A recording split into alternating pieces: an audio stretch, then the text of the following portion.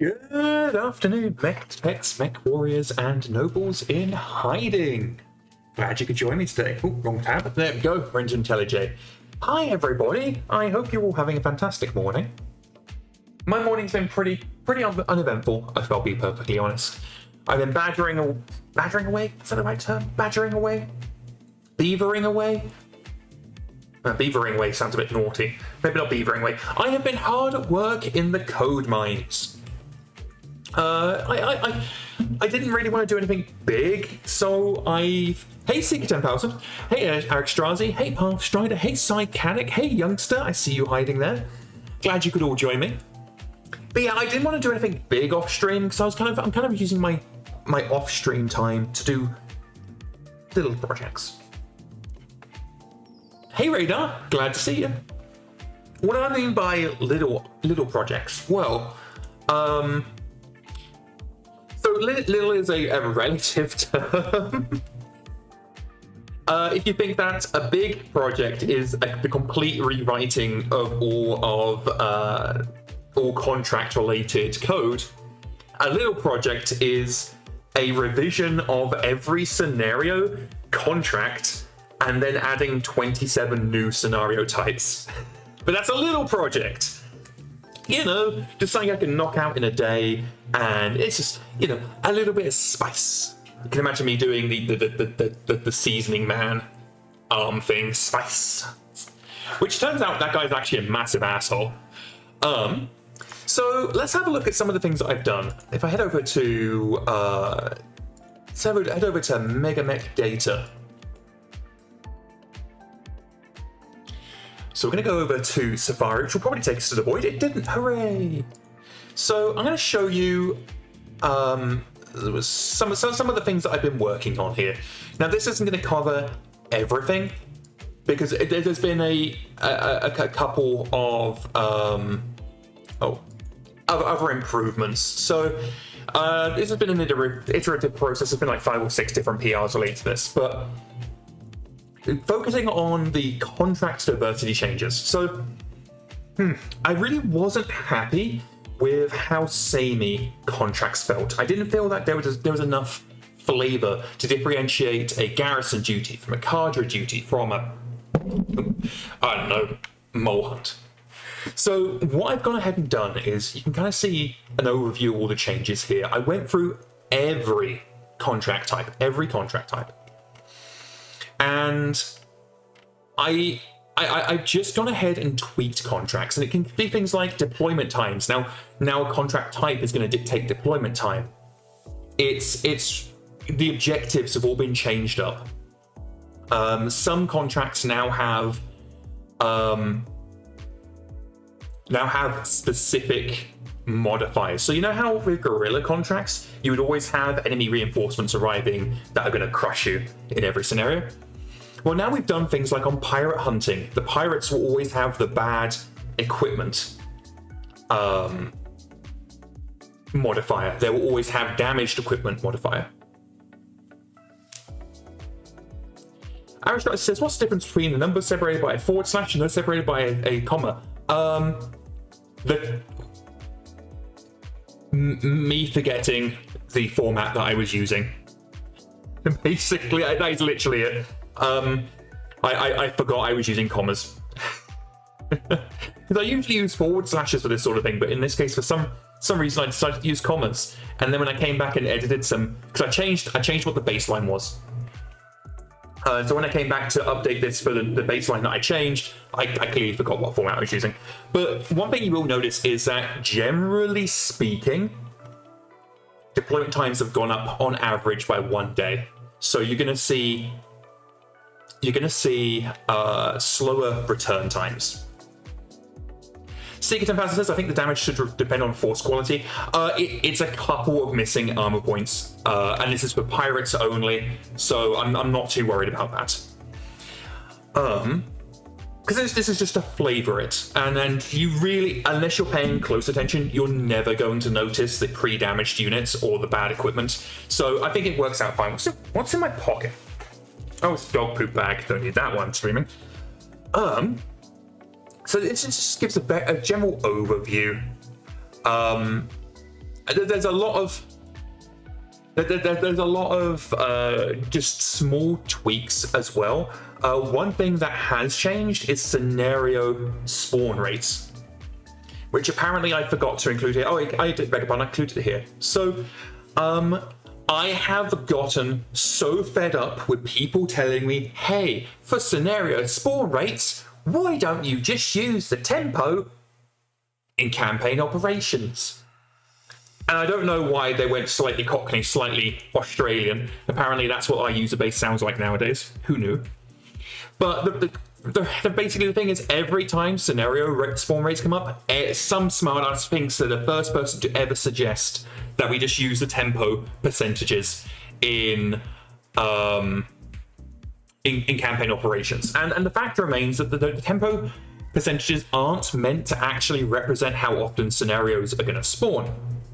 They're meant to give an idea of how dangerous the contract's going to be. But there reaches a point where enough people think they're smart suggesting a thing that I'm just like, I can't be asked arguing this anymore.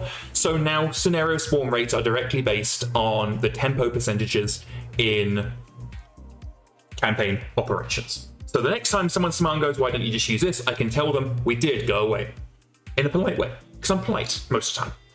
Maybe not when I'm grumpy. Sometimes I can get pretty grumpy. You can usually tell when it's getting near the end of the week. So for my, what we call my girl day, that's the day I get my estrogen, is Saturday. And you always, you can tell when my estrogen is low near the end of the week because I get grumpier. And you can tell when my estrogen is high at the beginning of the week because I'm all happy and cheerful. But I can't take my estrogen at the end of the week or the beginning of the week. I have to take it the weekend because the day after I take my estrogen, I am just completely exhausted. But you can definitely tell when I'm low on my estrogen and high on my testosterone because of how grumpy I am. But yeah, that's generally what we've done here. Yeah, there's a couple of Secret 10,000, it's like a period every week. Yeah, basically. But yeah, there's a few other minor tweaks that have been done. Nothing too big that's nice worth bringing up. What is big is the changes that we've made to scenario types. So this all works together. So we first started with the contract definitions. And then we've come in and we've gone ahead and added a bunch of new scenarios and updated the existing scenarios. Now, I've done this in a couple of PRs, but this is the one that you're seeing on screen now is just the big one, the first big one. It's also the one that added the 23 new scenario types. And the goal here is to make individual scenarios feel differently. So I really wasn't happy that other than the presence of a convoy scenario and a kill all the baddies scenario fundamentally felt the same. So what I've done is I've approached this differently. I've gone, okay, rather than imagining we have the ability to create any kind of map, why don't I pretend that we are HBS BattleTech or the XCOM remakes, and we actually only have a couple of pre-made maps based on biomes. Now, this is not true. That is a complete fabrication, but I was like, okay, well, if I pretend that is the case, how would I set up these scenarios? And so what I did is I created a couple of quote-unquote families of terrain, like urban or mountain or other stuff. And I've gone through each scenario and thinking, okay, where would this scenario take place? Oh God, what did I do? Shoot. So for example, I was like, okay, convoys, we're going to assume that convoys are likely to take place on a place where convoys can reach. So now when you have a convoy scenario, you're always going to have a convoy scenario with a road. So you're no longer going to have convoys through Shrek's swamp, which I'm sure Shrek is going to be very, very happy with. So now when you get a convoy scenario, it's going to be on a road. The exact type of road we generate and whether there's any buildings or anything, we leave that to the map generator. But by making this approach, what we can do is we can color individual scenarios. So a pitched battle is likely to take place on an area where a pitched battle should take place. A skirmish is more likely to be in woodland and areas where recon patrols might happen to bounce into each other. And this inherently gives individual scenarios a more feeling of individuality, because now you're not just going to then have all scenarios appearing on the same map. 610,000 says, also classic XCOM has pre-made map pieces that are then scrambled, so it uses pre-made maps. Yes, I really like the HBS method. So Hairbrain Studios has a handful of pre-generated maps, but then what it does is it moves the area of engagement around that map. So they have really, really big maps, but the area of engagement just moves, so that in one scenario you might have access to one part of the map, in another scenario you might have access to another part of the map. And I really, really like that, because it gives the feeling of a purposefully designed map. 16 says they use master maps, yeah. So it gives the impression of a purposely designed map, because it has been made by a human, it's not just RNG. But you don't get the same feeling that you would if you were constantly spawning on the same map. Like you notice, like, oh, I'm on this map today and I'm over here, after you played HBS a lot. But it's kind of, in my opinion, the best of both worlds. We can't really use that system, but that's fine. So as I say, individual scenario types, like families of scenarios, are now going to have different types of maps, and now I feel like it's going to inject some individuality. So again, the goal here is to make, as the title says, to update scenarios to offer more unique experiences. So the next change we've made is kill targets. So generally speaking, right this second, or we'll say in 51 milestone, most kill scenarios need you to kill 50%. So I had a Finkel, a big old Finkel, and I was like, 50% is a lot. 50% is a lot. If you had a combat force that suffered 50% casualties, that combat force, that is combat killed. That is no longer a functioning force. If you have 20 people and 10 of them are dead, you don't have a fighting force anymore. And if we look at the lore, generally speaking, forces don't engage until one force is combat effectively wiped out. They skirmish a bit, you get a couple of casualties on either side, and then one force withdraws. So what we've gone ahead and done is we've reduced the kill percentages from averaging at 50% to now averaging at 33%. And so if you imagine you have 100 units, it now means you only need to kill 33 and not 50. Why is this important? So of course, as I mentioned, we have the I don't like using this term, but the realism. Realism is a bad term when it comes to games design, because realism isn't inherently fun. And when you're designing games, realism can be fun, but you should design the game to be a game. And if you can inject some realism and still retain the fun, then you should. But generally speaking, games design comes first. So we have the realism clause as I describe it here, but the primary reason is one of scenario duration. I'm noticing fairly regularly that once the player gets to a certain size, they are expecting 20, 30, 40 turns, and that is a significant time investment. And in a game where a contract can have 20 or 30 scenarios, having each scenario take 30 to 40 turns is too much. It leads to player exhaustion. I would far rather the player have 30 small scenarios than 30 big scenarios. I would far rather the player had 30 small scenarios than 15 huge scenarios. So we're going to try and reduce scenario completion time, and that golden 33% does that. The other thing is that it reduces the amount of salvage the player is getting.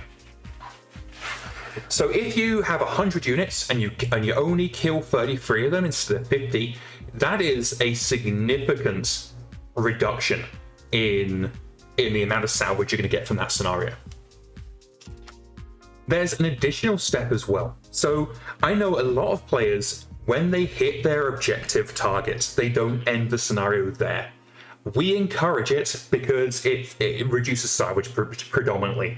And because once you've won, it's better to end the scenario there than to play until you killed all the enemies. Just game balance wise, it's better that way. But we know for a fact that some players prefer that once they've hit the objective, they then tell the enemy bot to start retreating. Having the enemy bot start retreating when it's down 33% is significantly better than when it's down to 50%, because when the bot's retreating, the player, we know for a fact, is going to continue shooting them. If the Op4 is down to 50% or fewer remaining forces, the amount of targets is reduced, which means the amount of additional enemies killed and therefore additional salvage obtained goes up. Whereas if you have 100 units and you've killed 33, you're now looking at high 70s. That means you're going to need to focus down to kill the individual retreating units. More of those units are going to be fresh or fresher, so they're not going to be on their last legs. And generally, it's going to result in fewer bot casualties on the withdrawal. Why is that important? I keep bringing up reducing salvage. Yeah, reducing salvage is important. The whole point of Cam Op Salvage, reason why I implemented it was purely to reduce salvage. So that's the thing I want to do. But that is not the only reason. If we ever introduce a persistent Op4, we need a way to have Princess understand when she needs to bail out. Princess does not think strategically. I'm not sure we can ever make her think strategically. And what that means is if the player wipes out every single engagement with Princess, just completely eliminates every enemy unit, you're going to have entire contracts decided in one or two fights. And that is the player is going to do that because it is the most optimal solution, but it is going to be a very, very boring solution. And so by reducing the kill percentages down, reducing the number of units killed while retreating, we're going to reduce the player's ability to wipe out every single enemy formation. So that's the general philosophy here. Just going to catch up on chat before I continue. Aristotle says, can you take over CDDA development? They really need to hear that. I'm not actually know what CDDA is. So I can ask what we're talking about. We're talking about basically what I was doing yesterday, which is updating contracts and scenarios. But yeah, what is CDDA? That's not an acronym I'm familiar with. So please let me. Capitalism Dark Days Ahead.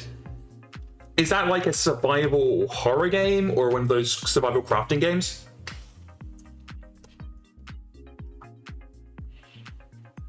Oh, bear with me 1 second. Excuse me. I took some water and went down the wrong hole. Zombie survival game. Ah, I see. Okay, so now let's scroll down to what I have actually done here. So you can see most of these changes is bringing in the families, adjusting kill percentages. In a few scenarios, we've also added Op4 roles. Now, what a role is it is a force generator tag that tells the force generator what kind of force to generate. So it might generate a force that has the, for example, anti-mech tag, anti-air, cargo, command, these sorts of things. And that means that when we're generating these Op4s, we're generating the Op4 to be shaped around the scenario that's being generated, which is going to increase the likelihood of seeing certain types of enemy units.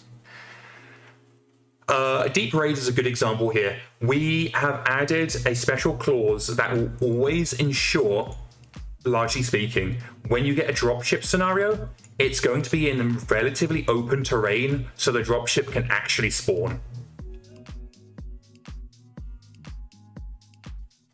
Astos Man says, wait, does the enemy in a contract have a hidden set of forces and they pull for that for each scenario? I thought they just randomly generate. They do just randomly generate.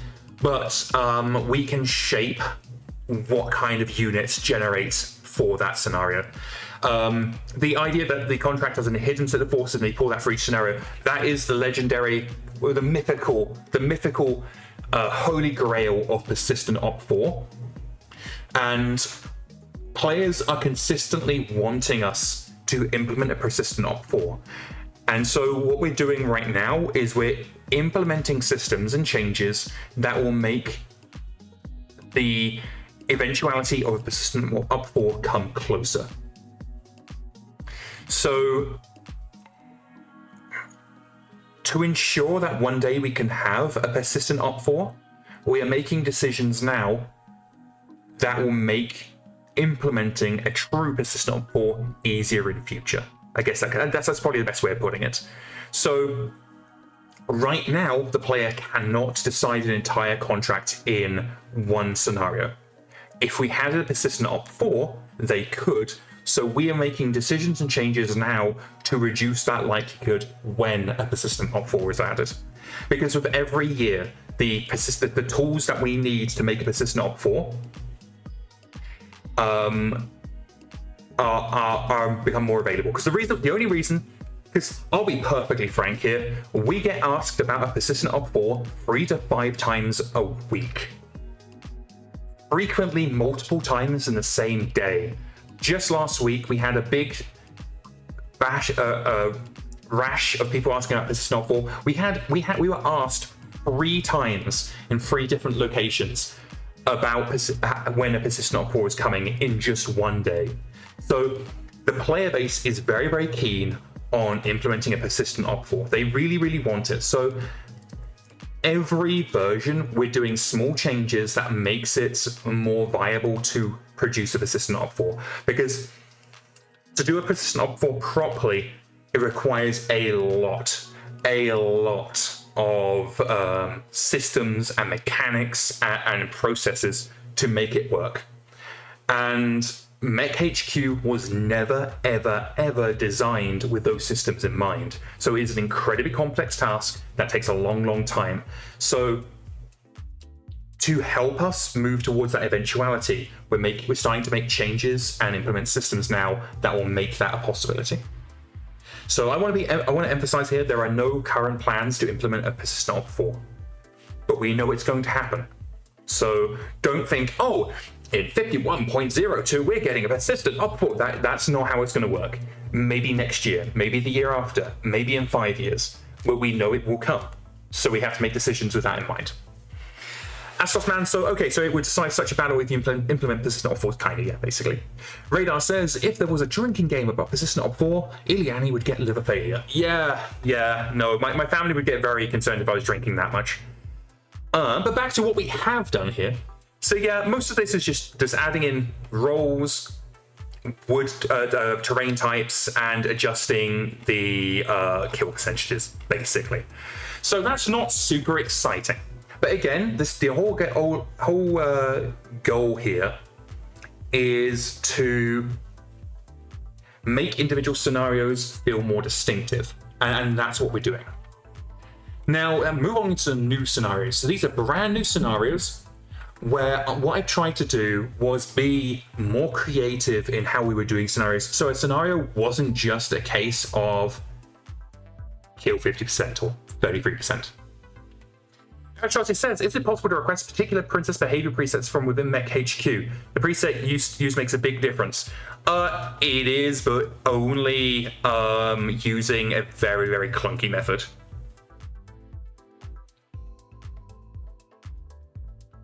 Astrosman says, yeah, it would definitely be cool. I could see it being hard to represent a persistent op-4 in a planetary invasion or defense type contract where there are regiment or brigades of fighting on both sides. Yeah, I'm not gonna say it wouldn't. It would be, yes.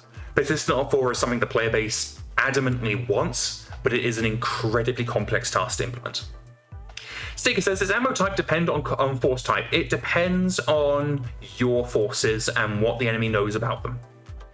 Aristotle says, convoy intercept with the pirate preset is a completely different experience than one with the coward preset. Convoys specifically, the convoy force will always have the convoy princess preset. We do special stuff with the convoys so that they no longer try to YOLO charge the enemy with their single machine gun.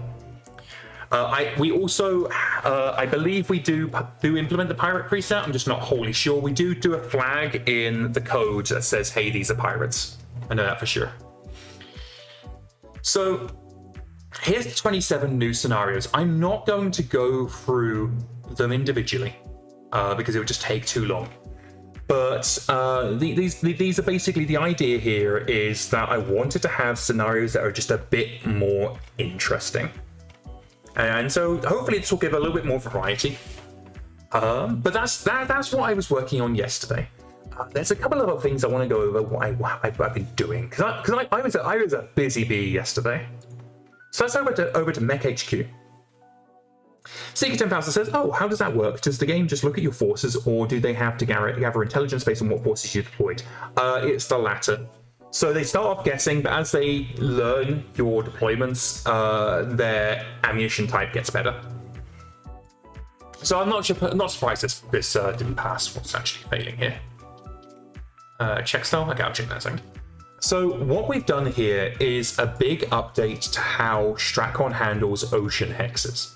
So if anybody who's played MekHQ will have known that in the area of operations, we get a hex map that represents the engagement area.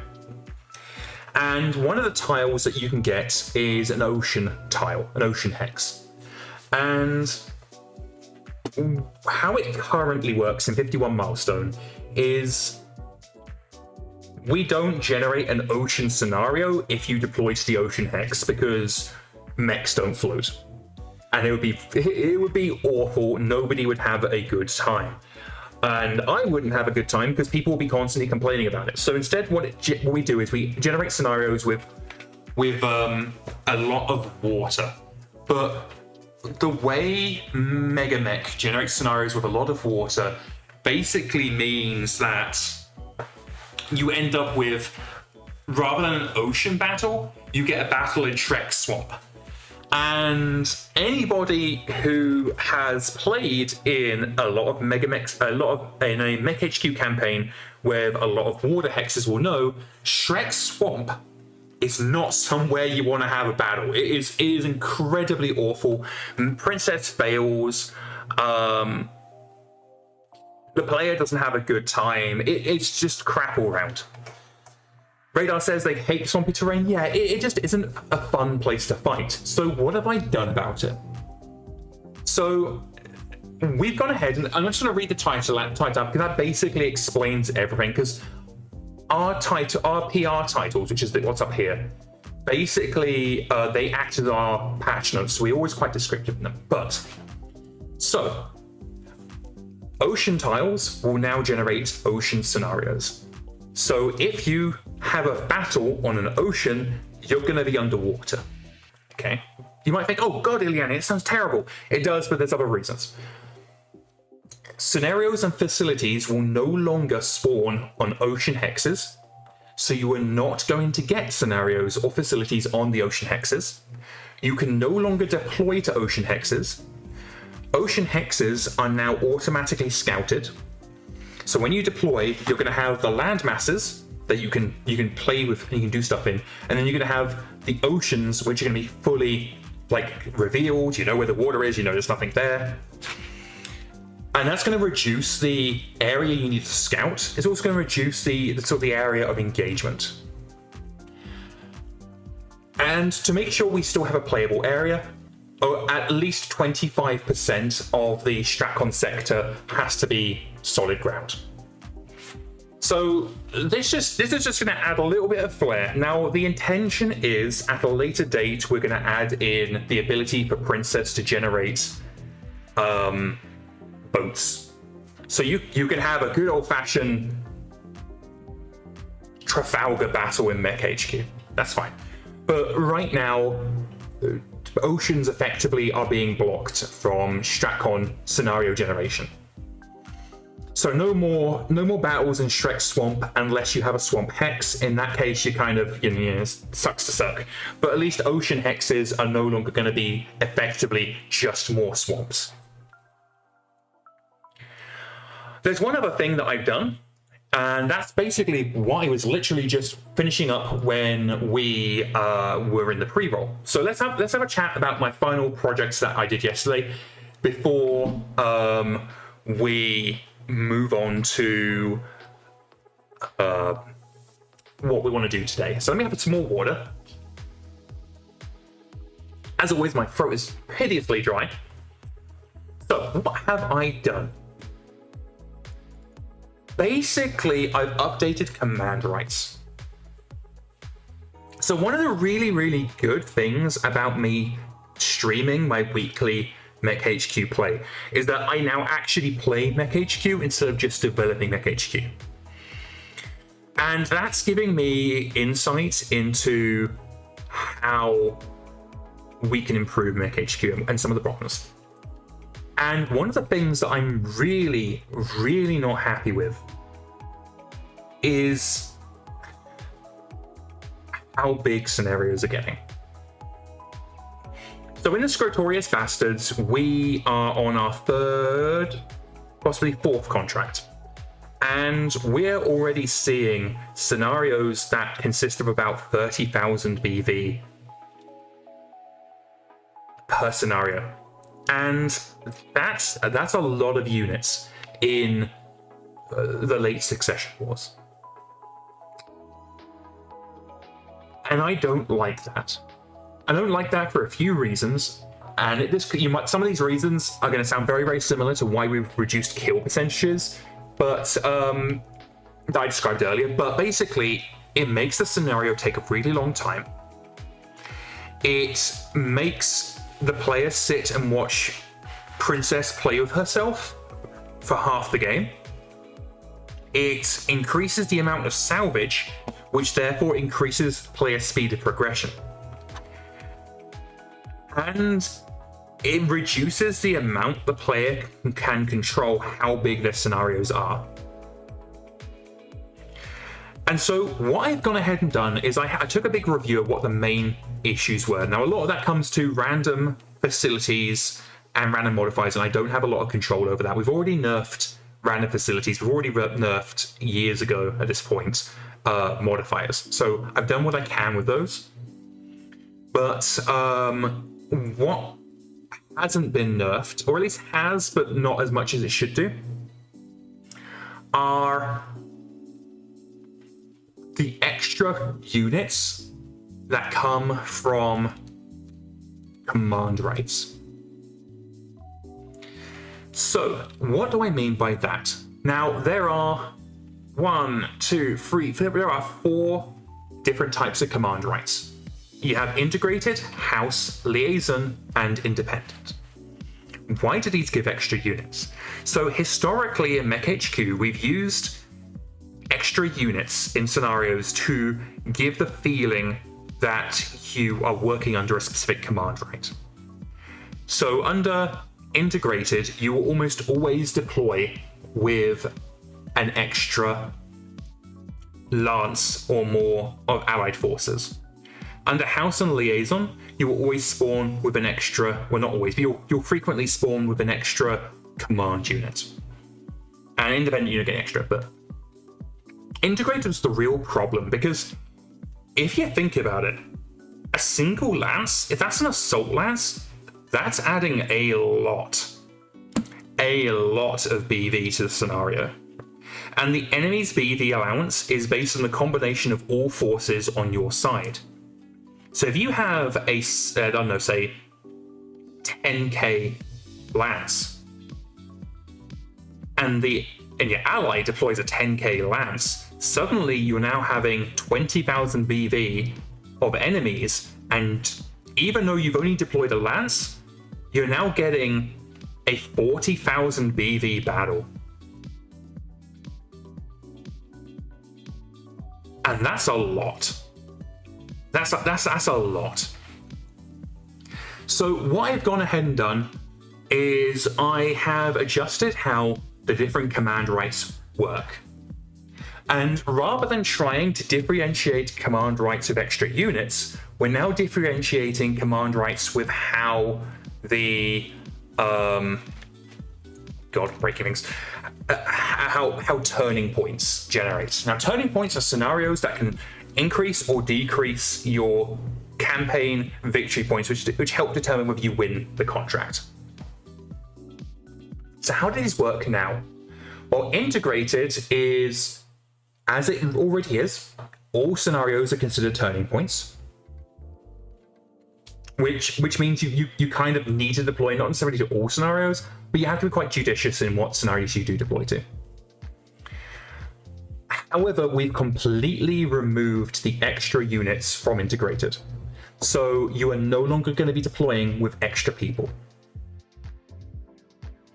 Under house, each scenario has a 1 in 3 chance of being a turning point. Yes, that's normal.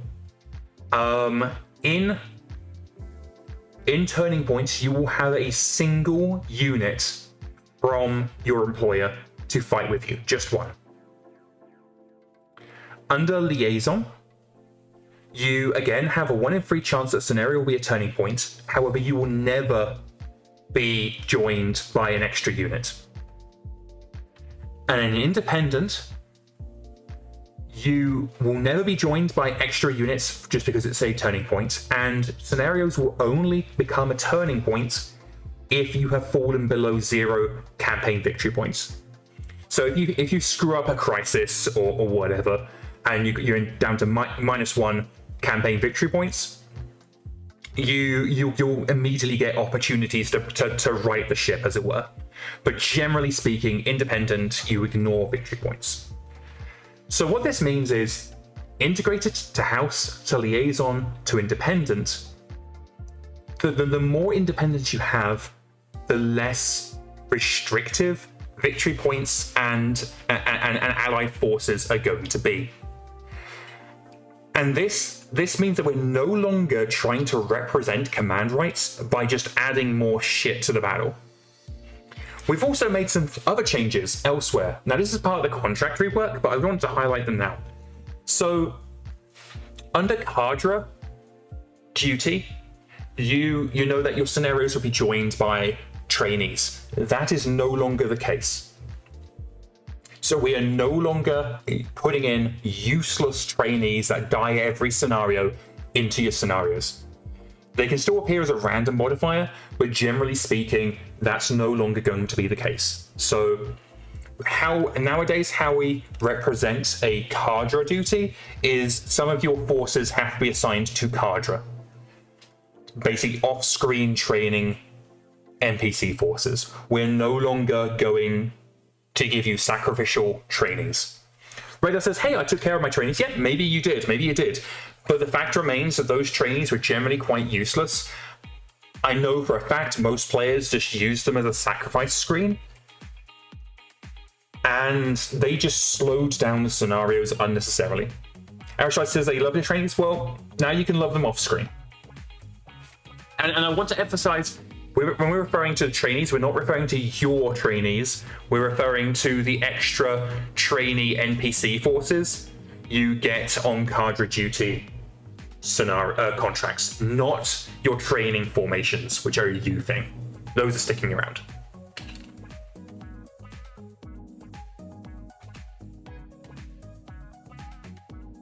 Seeker 10,000 says, what if you need to get VP for a contract, since I know that's a requirement for some contracts? So victory points for contracts are determined by turning point scenarios. That hasn't changed. What has changed is independent no longer cares about victory points. So your required victory points for an independent command rights contract is 0. So basically, so long as you don't end a contract in negative, you're fine. And like I said earlier, if you are in negative on the campaign victory points, you're then going to start getting turning points to kind of rebalance things. Aristride says, maybe put in a penalty for losing them and reduce the enemy force because now the player has to actually protect them. Not interested. We've tried multiple things, Aristride, in the past along those lines, and it just hasn't really worked. So this is the cleanest solution that also achieves our objective of reducing scenario sizes. So that's what I've been working on. So let's go ahead and push this. We're not in ocean adjustments. Give me a second. Command right rework.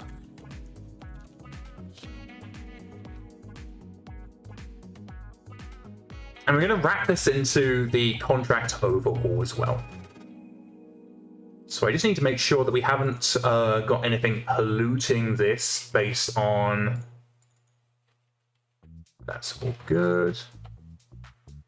That's correct. That's correct. We can neaten this up. Shazam.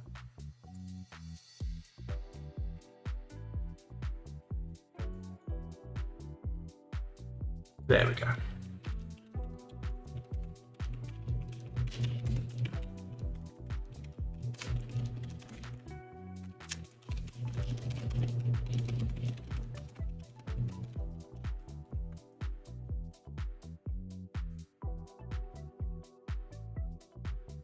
Just checking that's everything we need. It is.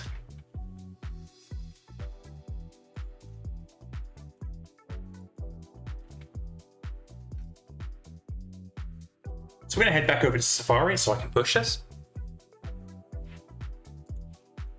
Ashtarzi says, fair, I always get excited when I have a few dummies to herd by drunken cats. So the trainees can still turn up, but they'll turn up as part of a random scenario modifier. You're just not going to be guaranteed to get them if you're on a cadre. But it does also mean that they could turn up on other contracts as well. So we have updated command rights handling in an attempt to make each command right more distinctive and to try and reduce scenario sizes. Independent.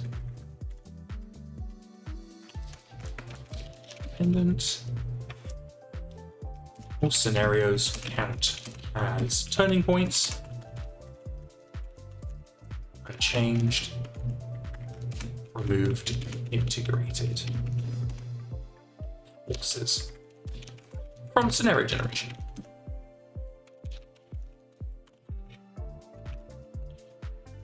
House.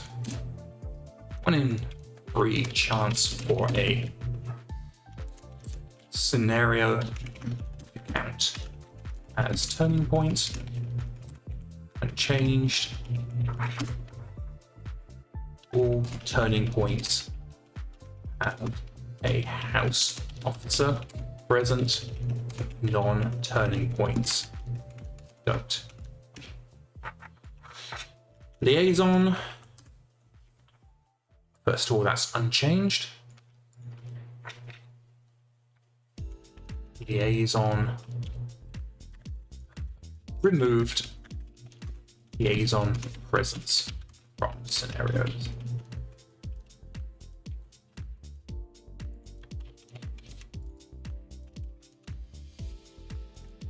And finally, independent. Changed, acquired, turning points 0. Turning point scenarios only spawn if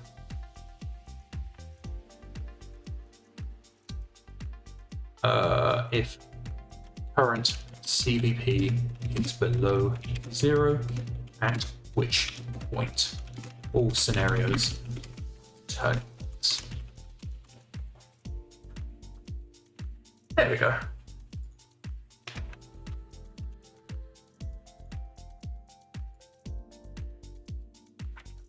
and that's a nice easy change. Nothing particularly exciting there. I do plan to have more changes to the command rights to make them feel more distinctive. But right now, this is an easy insert. So that all said and done, there's a little bit of homework I noticed I need to do. So we need to fix this, and we need to fix this. Now both of these are check style failures. So that means I've just done something stupid, like accidentally used a forbidden word like mech with a CH instead of mech with a K. Actualizer says, oh gods, trainees on a base assault, the horror. Yeah. Seeker 10,000 says, hey, what if you had to deploy your units on a cadre duty for a certain number of days for the contract completion? We already do something like that.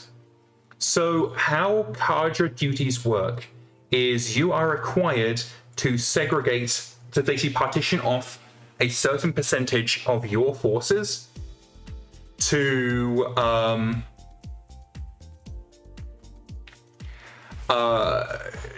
be training NPC forces off screen. So the way cadre duty works is you're effectively reducing your available forces for the duration of the contract.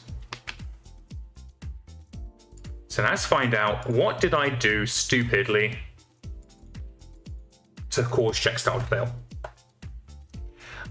So yeah, like cadre duty is just an off-screen training thing. Now we could have it so that you are forced to deploy your cadre forces to the field. I just don't think I necessarily want to do that.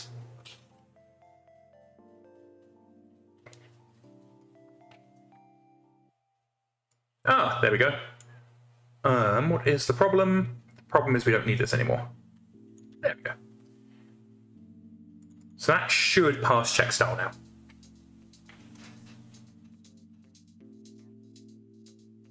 I'm also just on a channel update. I'm planning to do a couple of things. One is that as per votes on the IllianiDev Discord, which if you're not a member, you can find a link in the place where links live, we are going to remove the Friday dev stream. So the Friday morning stream is not happening anymore. Just so I have a little bit of an easier time on Fridays. We currently have a vote. So if I head over to Discord, see if it's going to take us to the void, it didn't. So on the IllianiDev, we currently have a vote to determine whether basically if we adjust the start time for the weekly Scrotorious Bastards episode with the potential for it running longer. So if you have an opinion on when we start our Friday evening live play streams, you should head over to the IllianiDev Discord and make your vote known. Only 6 of you have voted, so there's only 45 hours left.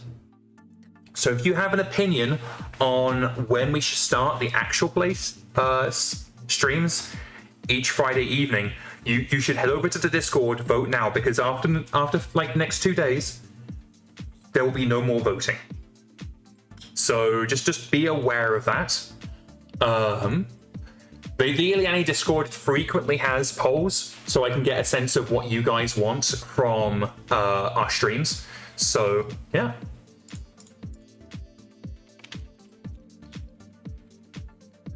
Okay.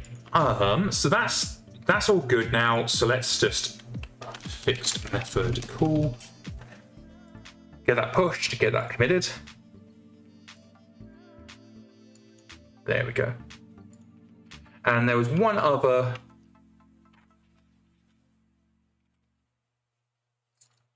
case we screwed up something done.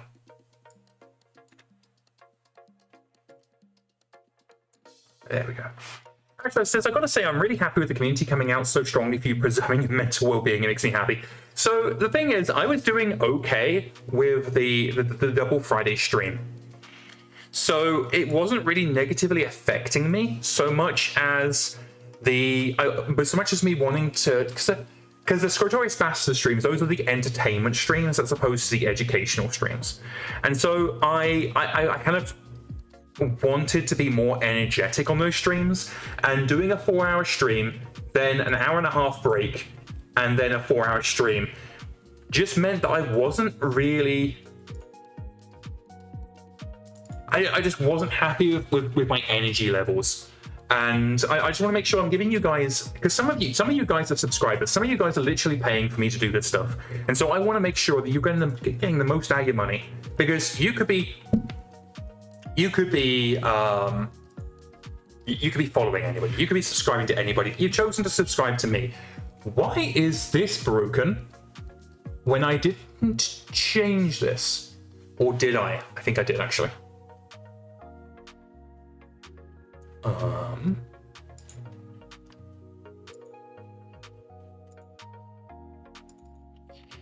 Why did I change this? Okay, so this is actually straight up broken, so I'm actually going to deal with this later. So I'm not gonna faff around with this now, because unit tests. So these are a unit test, or anybody unaware, is like an automated test, so that we can make sure the code's functioning as it should. They are incredibly valuable, but they're also incredibly tedious to write.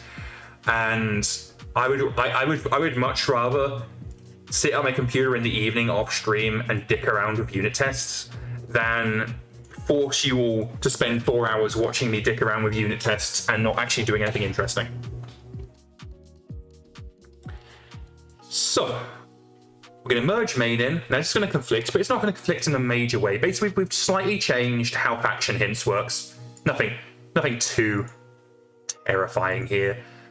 We just need to quickly tell it how to import. There we go. And then we're going to need to merge in our random faction changes, because we did a couple of more changes to the random faction changes, just to kind of tighten it up. I also noticed that we have some feedback on the random faction changes.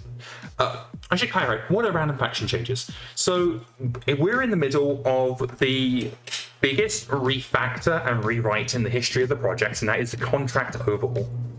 The contract overhaul aims to completely rewrite everything to do with contracts, from a generational standpoint to a management standpoint to UI and user experience. Everything. And one of the things that I wanted to do was completely revolutionize how we handle picking employer, enemy, and location, because I was really, really unhappy with how we did it before. And the random faction changes is that. So that part is now completed. The abstract mission work right now is focusing on contract generation. So let's see where we're at on contract generation. So we've got the contract determined initial contract terms. So this is where we left off on Tuesday. We'd basically handled. Did I merge that in? Give me a second. Merge. No, apparently we didn't merge it. Oops, whoops-a-doodles. Okay, now we have. So we were around page 45 in campaign operations. So if you want to follow page 40 to be exact. So if you want to follow along at home, head over to grab your copy of campaign operations. We're looking at page 40 currently.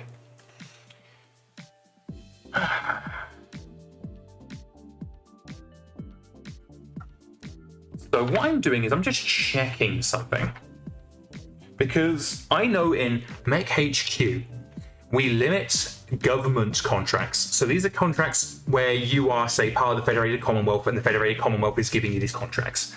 And we have a limitation on command rights. And so I'm just checking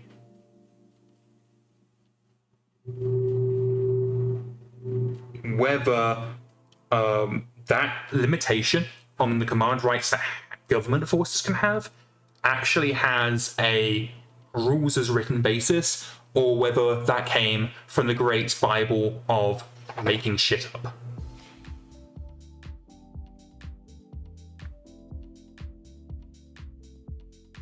So I'm just quickly reading page 45 to see if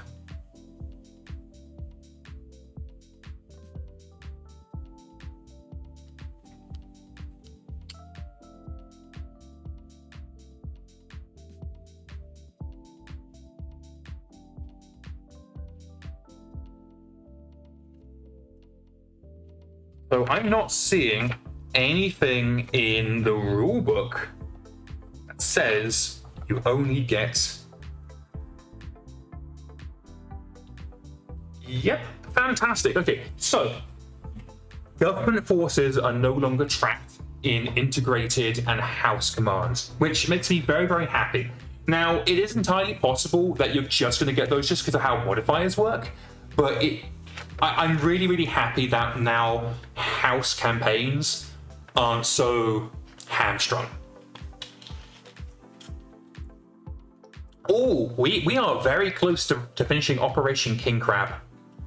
So what is Operation King Crab? Operation King Crab is our community goal where you can spend your hard-earned C-bills, which are channel points. So C-bills do not cost any real-life money, but you can spend your channel points, your C-bills, to contribute to Operation King Crab. If we can get just another 5,000 C-bills on tomorrow's live stream episode, we will buy Mr. Krabs, one of our pilots, a Goliath, and the Some Like It Hot SPA. For anybody unaware, Mr. Krabs was our Scorpion 1N pilot who likes to ride the red line, but then had their Scorpion blown up. So we're going to get them over. If we can complete this community goal, then Mr. Krabs will get themselves a brand new Goliath and the Some Like It Hot SPA.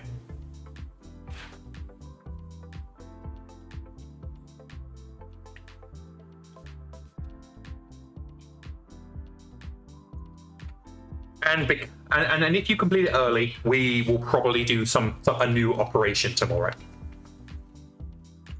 But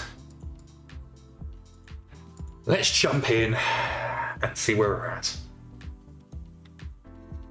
So what I want to do now is we have a lot of static classes.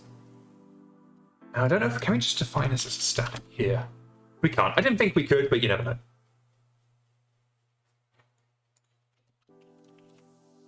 Yeah, cool. So we are going to open up all of our new contract classes, and I'm just going to make sure that our static classes have private constructors, because I'm not going to remember to do this later. So can I just open up these one? I can't, but this is a bit boring, but it's necessary work. And it also means that if you have any questions, I can answer them. So if you have any burning questions, you're like, oh, I wonder about this. And it can be about the contract overhaul. It can be about anything. Because this won't take long, but it is a necessary thing. Cool, that's set to private.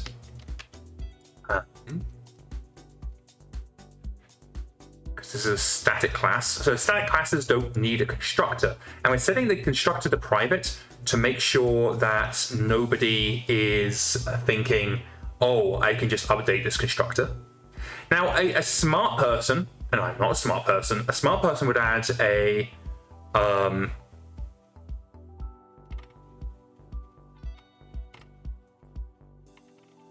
give me a second. Would add a little tooltip that says, hey, don't use me.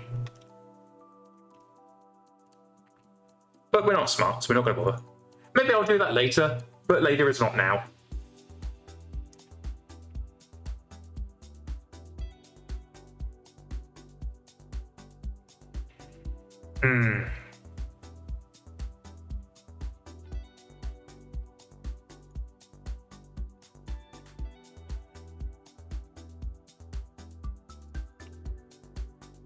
Great, this is the back. Glad to have you back.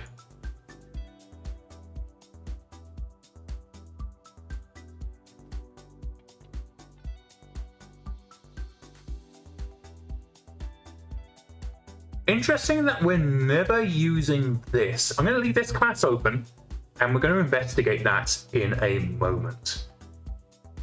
Because that's very weird that we have that class and we're not actually using it.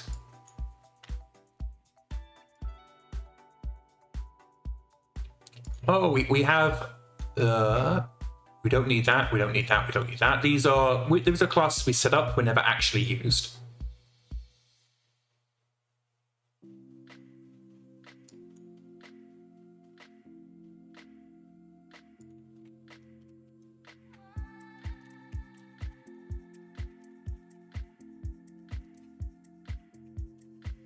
So these empty constructors, they're basically signposts that say, hey, this class is a static, don't instantiate it. Because it's a private, it means it can only be accessed inside the class. So it really is just a signpost. Interestingly, we have contract determine location, and we have contract, and we have generate your contract location. Interesting. I'm going to leave those open. I'm going to investigate that later. Because chances are I'm just being a dumbass and accidentally created an extra class. Because I don't fucking know, because I'm not smart. So let's switch these to the right so we can compare both.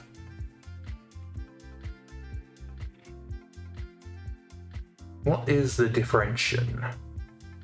Apart from the fact that this is not being used.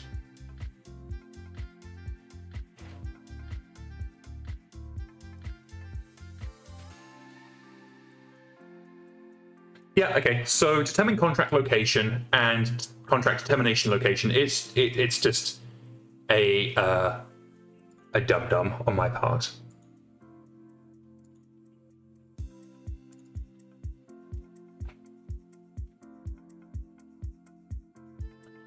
This, however, should be renamed to follow the current pattern, which is contract determination pay.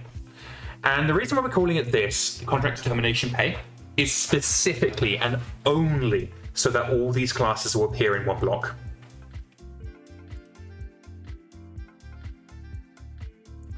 Close all tabs. Close. Where's our god class? Because I'm probably going to make this a static class as well. Static classes, you'll generally refer to them as utility classes. I explained this yesterday, but I will explain it again just because I know not everybody was here yesterday. But I define a utility class as one that how many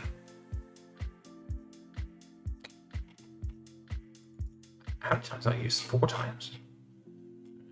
A utility class is one that we're using to interface with other classes.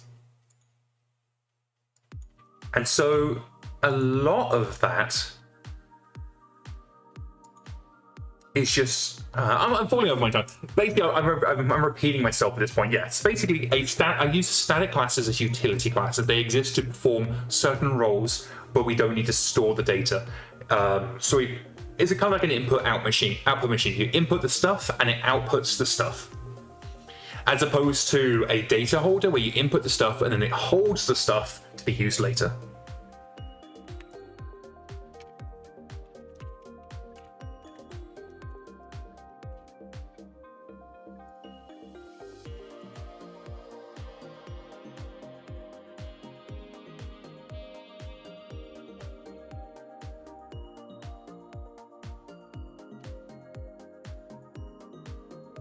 Now, a couple of these, I'm looking at them and I'm thinking, that can be a static class.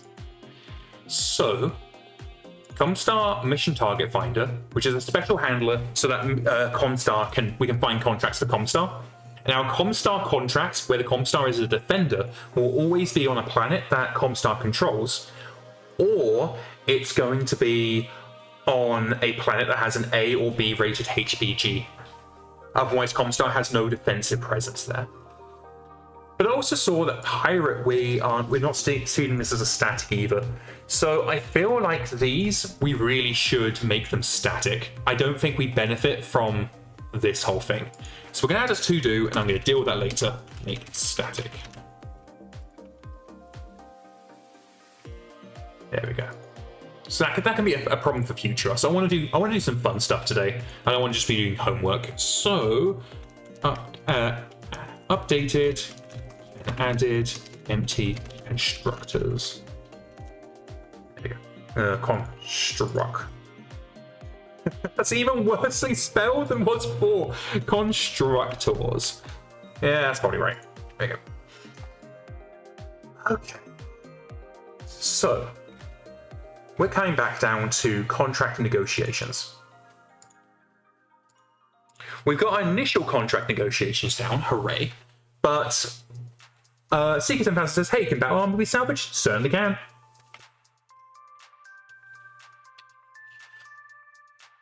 I'm sorry, taking a big drink of my water there. So let us see here. We got the initial we got negotiate initial contract terms.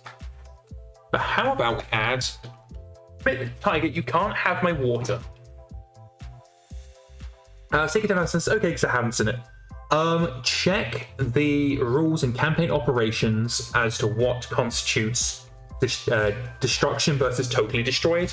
Because if you destroy the battle armor under certain circumstances, they're not going to be salvageable. Knight CDL says, is battle armor salvaged by suit or by point? By point. Same as how you salvage infantry, by unit, not by individual person. Sticking about says, I'm currently reading the salvage rules and strat ops. Okay, so years and years ago, like 2016-ish, Catalyst broke up strat ops and moved all of the campaign stuff to campaign operations, as well as updating the rules significantly. So the rules you're looking at are very out of date. Very out of date. You need campaign operations somewhere around about page 228. Yeah, your rules in StratOps are like a decade out of date.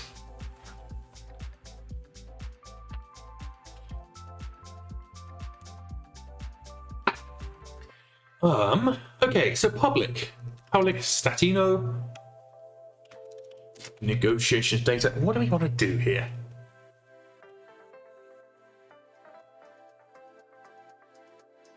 Let's add an enum.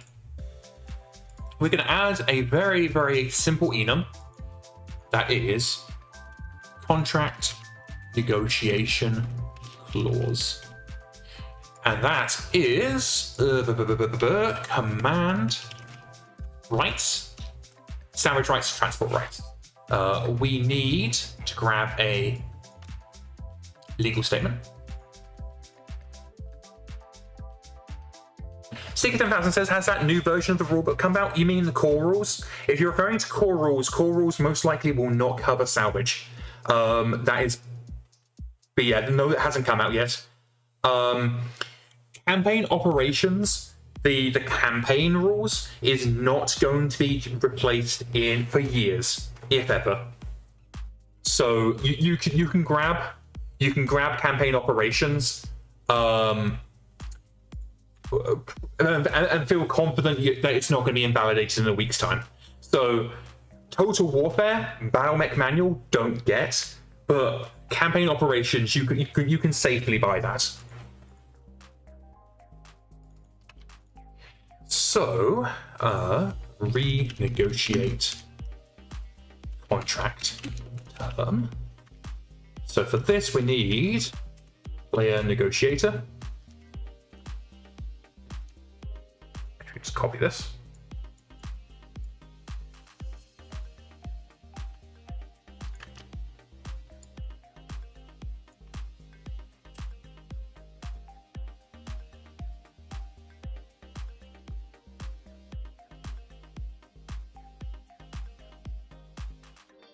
Static void negotiations data. So we are going to need to pass in campaign. We're also going to need to pass in negotiations data and contract negotiations clause.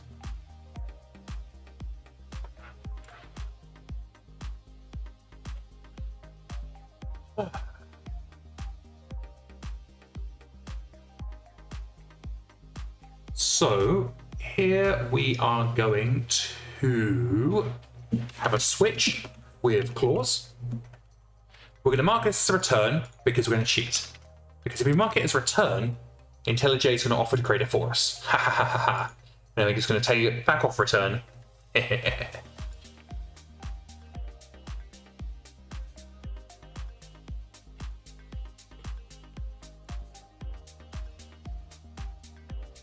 Break these out.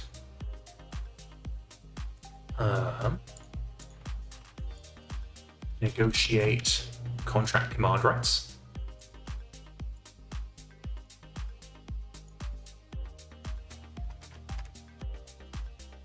Negotiate salvage rights.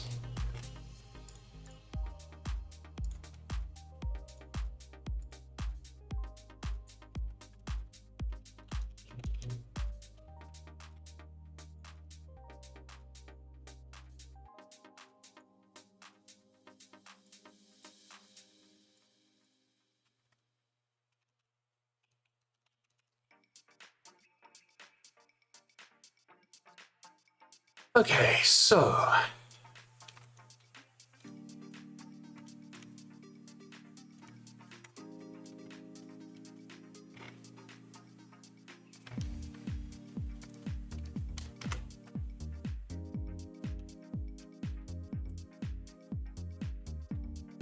we also need to pass in employer modifier data.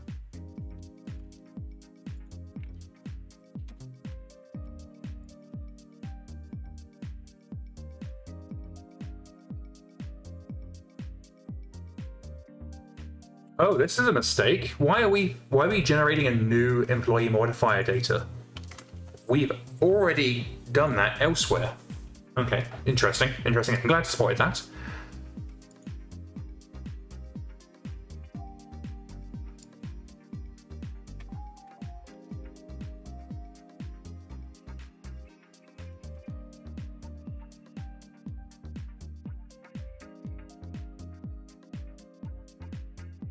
Do I really need to pass in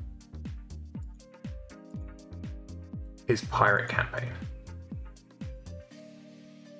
Because these aren't... Okay, here's an interesting thing.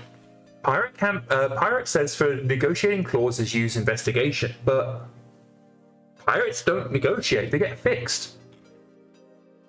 So we don't need this. Or rather we do, but the skill is always negotiation. Yeah. How weird. Oh well. Easily fixed. And that allows us to trim back what data we need.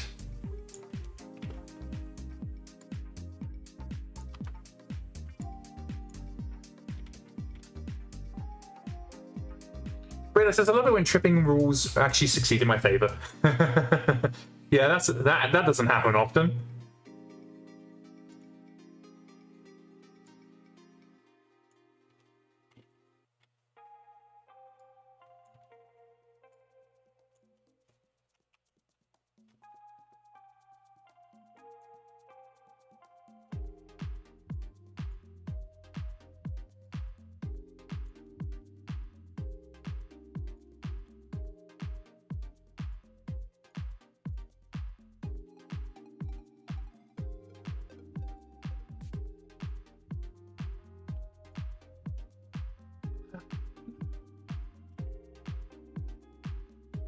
Errors are we seeing? Missing return statement? Not a statement? Yeah, that's all good. Okay, so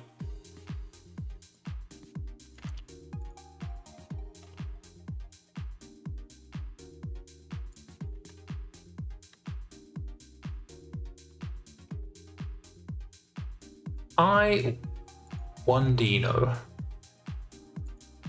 Yeah, we now that we have, so we don't need all of these different command rights.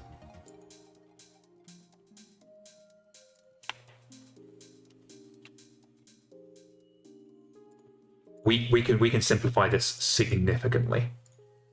So negotiate contract clause.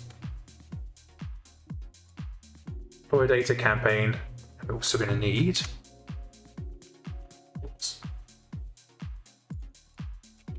what we do is we return switch clause.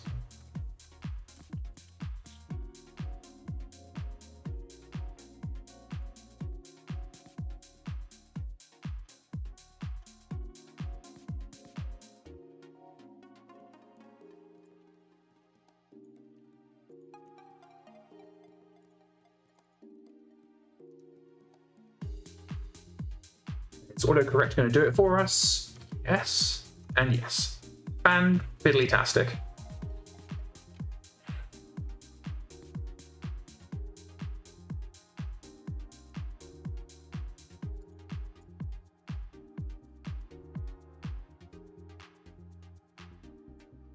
Okay, that is almost done. We do need to do a slight alteration.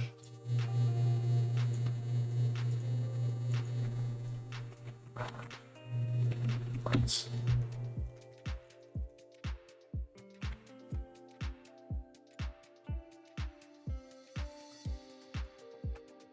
Because command rights has its own type.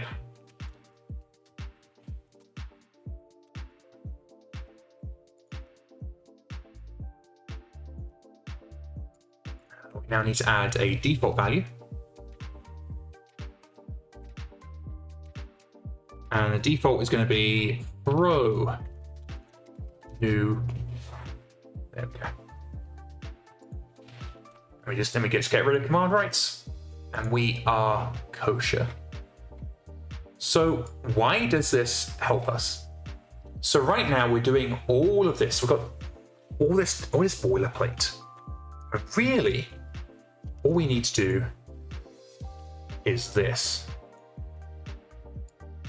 So that's how I'm getting rid of all of this. And it's because we are going to need to store these values, but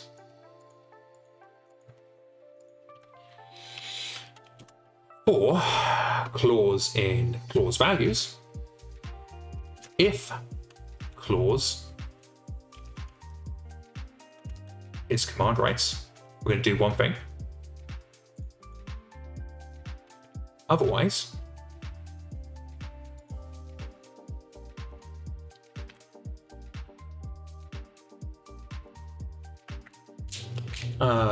we go negotiate contract clause. Oh no, we can't do it like this. We can do a switch. We can do a switch. Love a good switch. There we go. Case, command rights.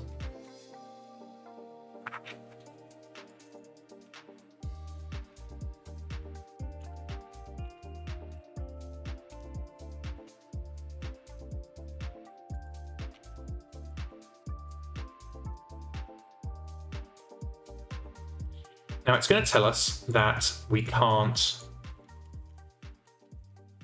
although these are all identical, but they're not because we're about to do this.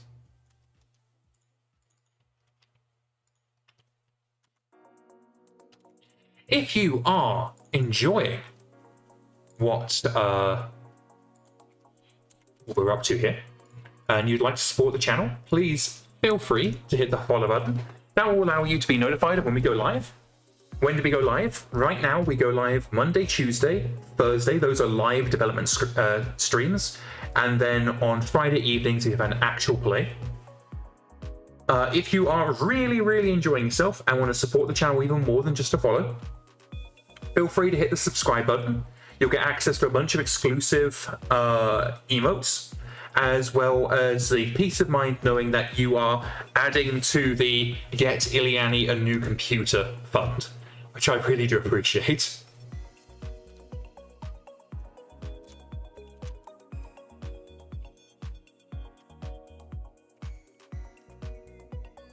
Come on, autocomplete. Fine. There we go.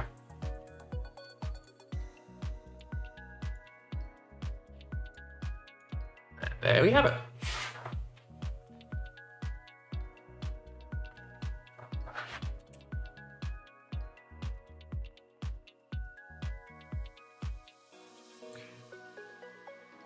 And we need to do default salvage rights, so house seems reasonable. And these can all just be zeros.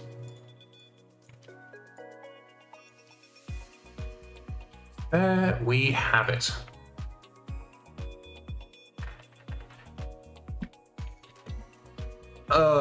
Seeker 2000 says, what does alternate eras actually add to the game? So that's, yeah, no, Seeker is 100% right. It's just adding rules for weird shit, the majority of which is not supported in MekHQ.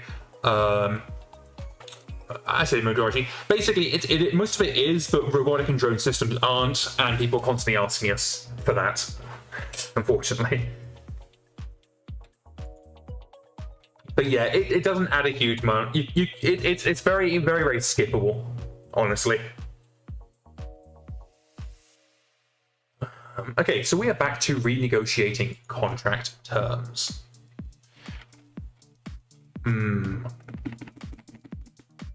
Relative robotic systems have a very low chance of ever coming in.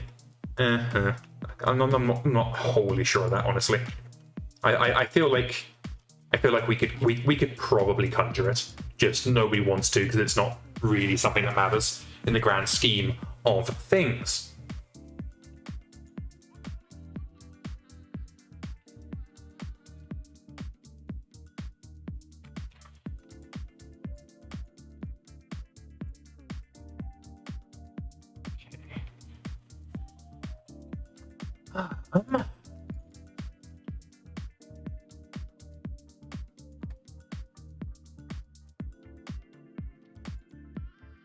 So we need to go into negotiations data, and we need to add some fixer-uppers.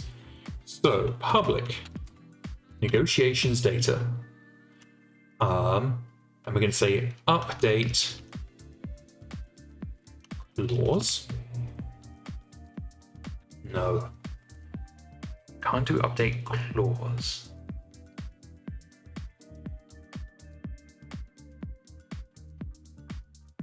I guess we could do update clause. You can pass in an object, and that is going to be, well, I'm going to pass in contract negotiation clause. So clause, and then object, new value. We do some dangerous things here. Well, not really dangerous, but stuff that requires a little extra logic.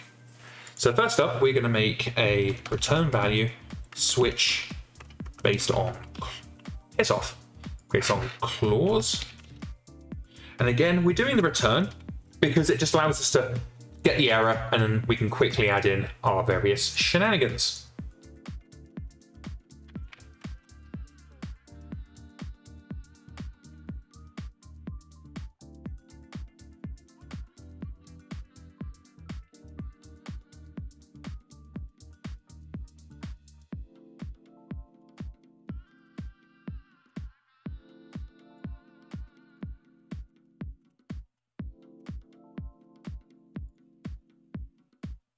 If new value. So we're just gonna, what we're doing here is we're verifying that we have the right type.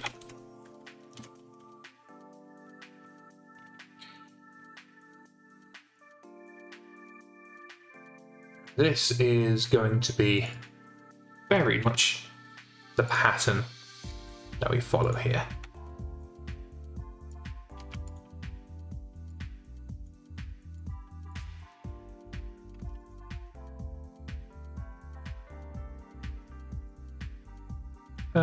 Actually, rather than passing this into every instance, which is going to get very, very tedious very, very quickly, we're instead going to do a try-catch. If anybody's unaware of what a try-catch is and why it's cool, basically, what it says is try and do a thing. And then if you get an error, and you can say any error, but in this case, if we get a class cast exception, which would be basically one of these going wrong, then we're going to throw an error. But this just allows us to very cleanly get what we're looking for. Turn this.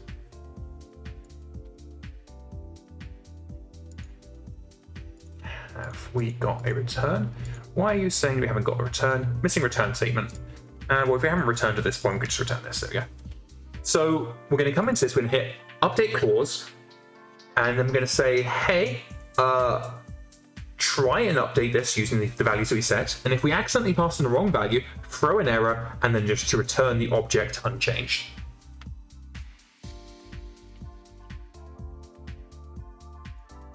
So, fucking that up. So we have our updaters here.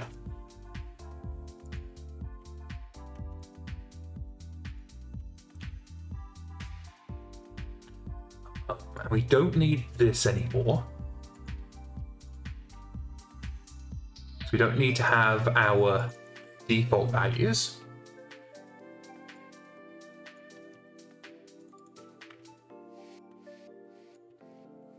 Now, I am going to explain this method in a couple of minutes. Just bear with me. Why are you saying that we're the same? You're very clearly... Oh, it's because it's never used. That's fine. So, we've updated our command rights, and we're going to just say, hey, update clause.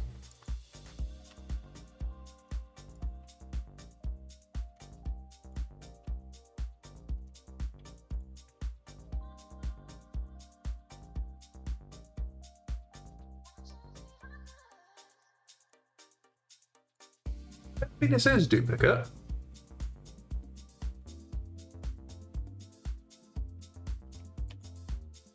Support rights, transport rights. But maybe it is. Maybe it is. Maybe we do this. And then rather support rights, we're going to say new value.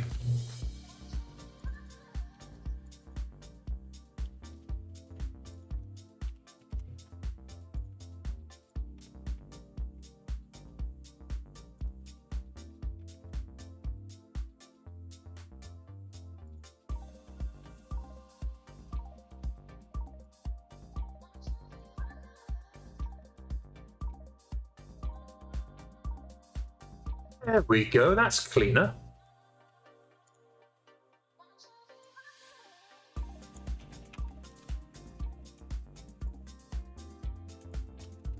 Cleaner still by getting rid of this if else block. There we go. So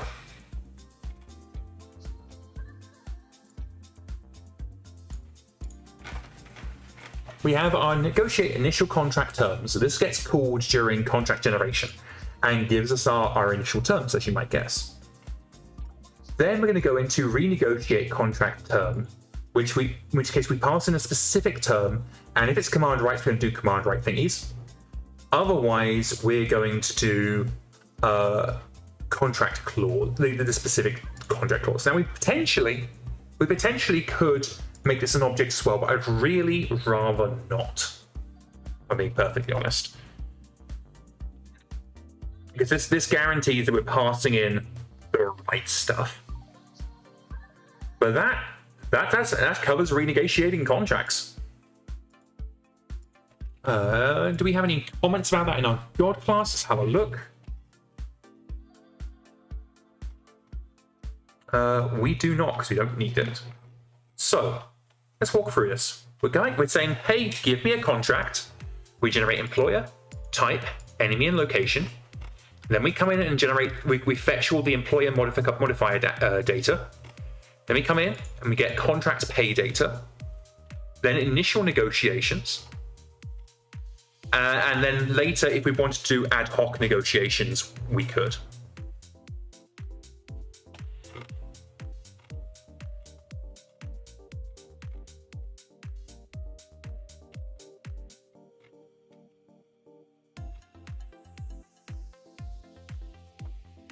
So I think rather than calling this a God class, we're going to say contract generation manager. There we go. Now we're going to leave it as God class for now. Fuck it, we'll leave it as. added ability to renegotiate contracts. So what else did I say that we would do today?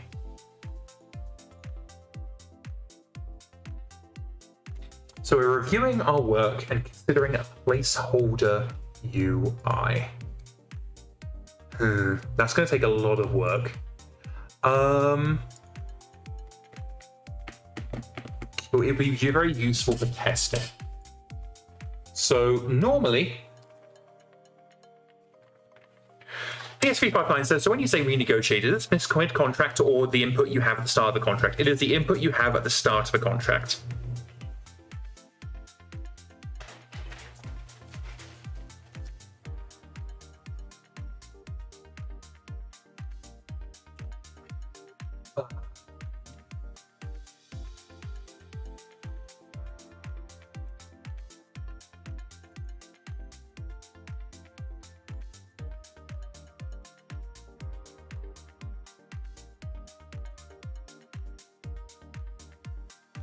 A lot of this is focused on,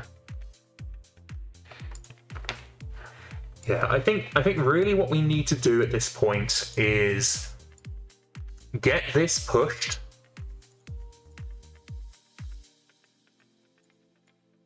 and then get started on the next stage. The next stage is going to be beefing out the contract. We can actually do that now already. Yeah.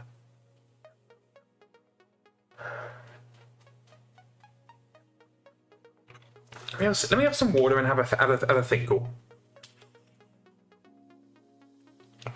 Because what I'm trying to decide between is, do we start going through the information that we now need to make a contract? Like the extra information like morale tracking and stuff like that, or do we just stick this as this is the system for creating a contract and go from there?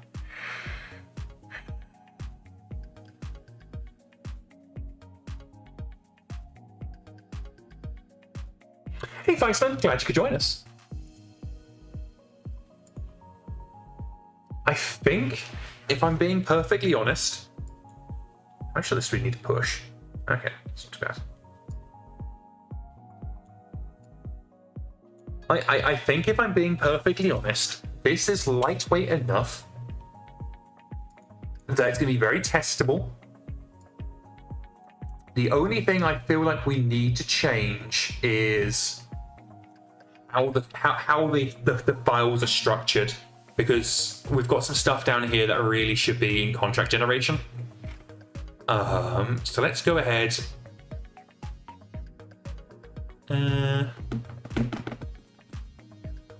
Yeah. So this that I've selected here, this all really should be in contract generation. So let's go ahead and move that in there. Do I want to? No, let's leave it out for now. So the reason why I'm oscillating is because these classes that I've highlighted are all being handled by the random employer generation system. And I don't want to end up in a weird conflict situation.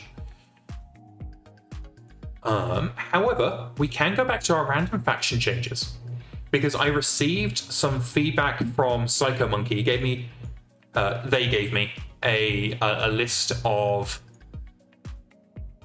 feedbacks, and I want to double check if any are relevant.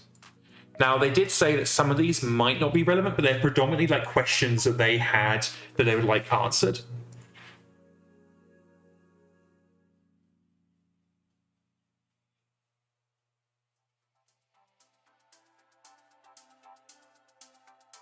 Okay, so the first one is saying that clans can now be employers. This is actually intentional. Can I, in fact, bring this up so you guys can see where we are? Give me 2 seconds. You're going to go into the void very briefly, and we can work through these together.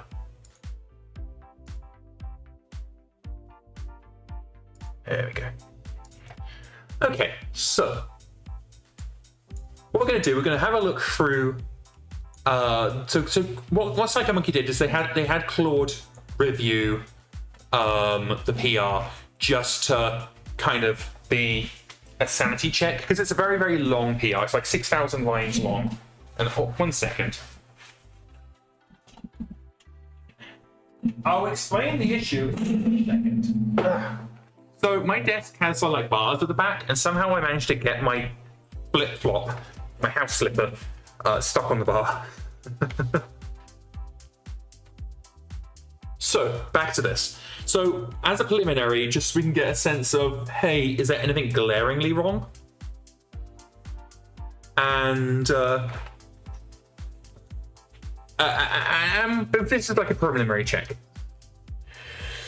Radar 651 says, I just clapped a building under a 50-ton old sock where it's chameleon, but the call sign. Whereas PS359 says, in the Dark Age Ill-Clan era, Sea Fox and Ghost Bear hire mercenaries, although for the Bear it's usually at the level of local governments. Exactly. So that we've actually, under the new contract system, we now factor that in. So, number one, we know it's going to be invalid.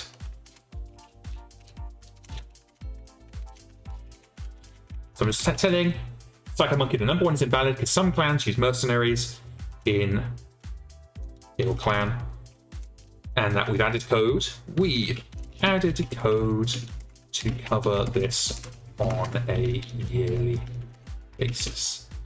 Cover this based on current game. Yeah. Fun fact, I'm actually reading a story where Clan Ghost Bear, or rather a government within the Ghost Bear Dominion, hires mercenaries. I'm finally getting around to reading the Fox Patrol stories, and oh my god, I love them so much. I'm actually to the point where I'm probably going to get myself some more minis and paint them up as the Fox Patrol. PS3 Finance, there's also the Aliana Mercantile League is also kind of clan and hire mercenaries. Exactly. No, we've already got that covered. So, faction is used as mercenaries and defaults to true when faction equals null.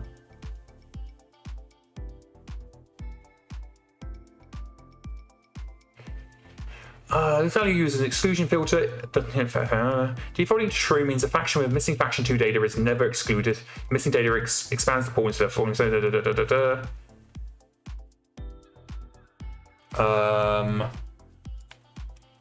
This is intentional. Basically, it's saying, hey, if the faction doesn't have a faction 2, it's going to say that it can hire mercenaries, and maybe this is a bad thing, but in this case, it's intentional.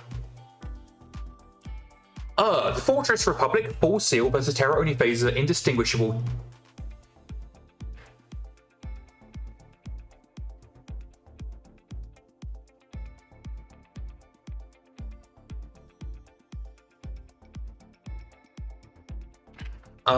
Let me have a look at this one. So what it's saying is that it's during Fortress Republic, Terra only has the same results as checking is during Fortress Republic.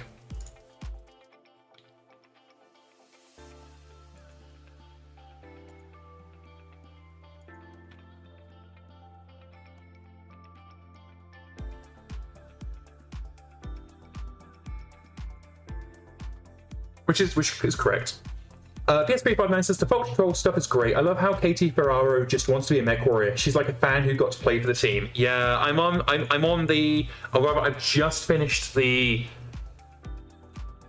third short story.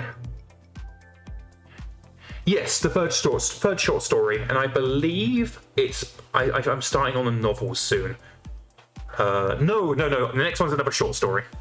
But I am loving I love the Fox Patrol so much. I haven't enjoyed a mercenary faction this much since the old Grey Death Legion days, and I definitely, of the two, Fox Patrol I prefer over the Grey Death Legion. Okay, so if we're the Republic of the Sphere, okay. Is it okay? So first we're asking, is this during the Fortress Republic? Now, the Fortress Republic is in 2 phases. Previously, in the old code, let's go over to IntelliJ. In the old way of doing things, we just said, hey, has the Fortress Republic started? If so, the Republic is no longer a target. However, we're changing that so that it's more nuanced, because Fortress Republic came in 2 phases. The first, when the Republic blocked off Republic territory, and later when the Republic only blocked off Terra.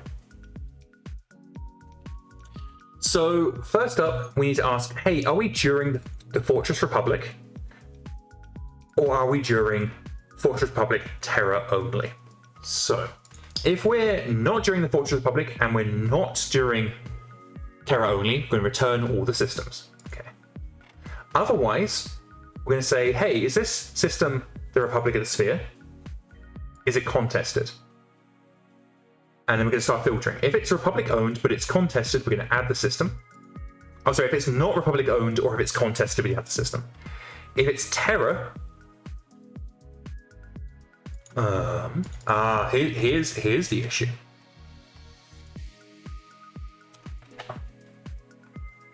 So we know we're during the Fortress Republic or Fortress Republic Terra only.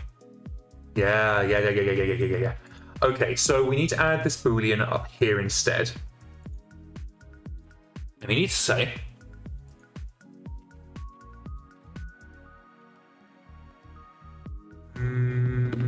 what do we need to say here? If is not Terra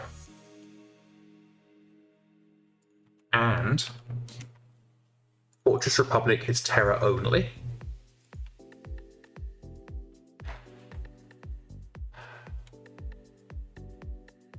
then we can add it. We can also say if it's not Republic owned or if it's contested, we can also add it. But if it's not Terra and if Fortress Republic's Terra only, we're going to add it. Otherwise, we're not adding it. So when are we not adding it? We're not adding it if it is Republic owned and the Fortress Republic is active.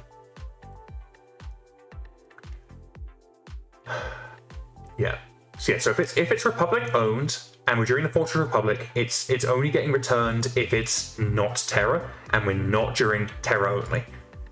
Yeah, this whole Fortress Republic bullshit is a fucking pain in the ass. So is it Republic owned? Yes. Is it contested? Yes. We add it. If it is Republic owned and it's not Terra and we're not doing Terra only. Oh no, we are doing Terra only. We add it. If it's Republic owned and it is Terra and it's Terra only, we're not adding it. If it's Republic owned and it's not Terra and we're not during Fortress Republic Terra only, then we're not adding it. Okay. PS359 says, what happens if you try to jump into the fortress? Is it just blocked or do you actually die? Right now I believe we just block it. Actually, to be honest, it's entirely possible we don't do jack shit. We could just allow it and go, whatever. But what I would like to hope we do is that we just block it. However, what we should do is once we introduce jump failures as a mechanic, we can then do nasty stuff to you. With a fair warning, of course. With a fair warning, of course. Hey, you're about to jump into the Fortress Republic. Rumor says bad things happen. Are you sure you want to do that? Are you really, really sure? Rocks fall, everybody dies. You are now one with the ship. Or your ship's now in 2 halves at completely different ends of the inner sphere.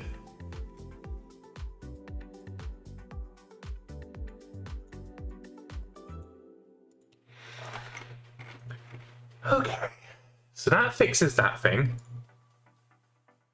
So we can tell it's like a monkey. Correct. Fixed. So we're going to head back over to notes. And what's next on the Naughty Note agenda? King Miles says you are now part of a Space Hulk. So number 4, contained factions receives that posts full weight, massively overselected. Okay, wait. It's alt location fraction.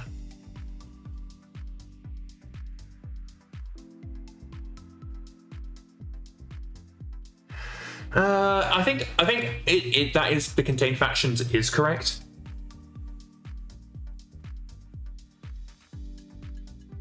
Radar says, or you end up like an SLDF crew and end up somehow centuries later in clan smoke Jaguar space. So that is potentially a possible misjump. The way the Fortress Republic worked is it didn't. To my understanding, it didn't ping as a misjump so much as it was kind of.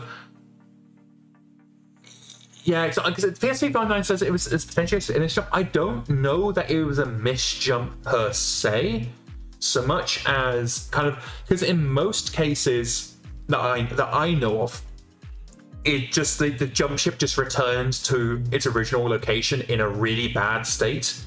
So I don't know if it is actually a misjump or if it's something different that's kind of like a misjump. I'm not sure. Probably for the sake of code simplicity, we'll probably treat it the same as a misjump. Seeker 10,000 said, the game didn't give me a warning when my Marauder decided to walk over a CF-55 building. It did. There would have been a little warning mark on the building.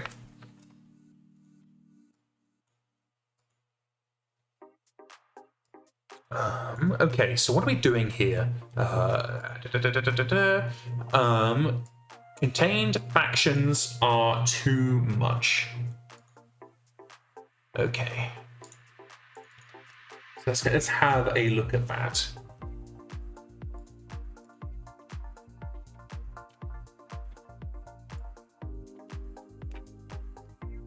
And we are specifically looking at line 393.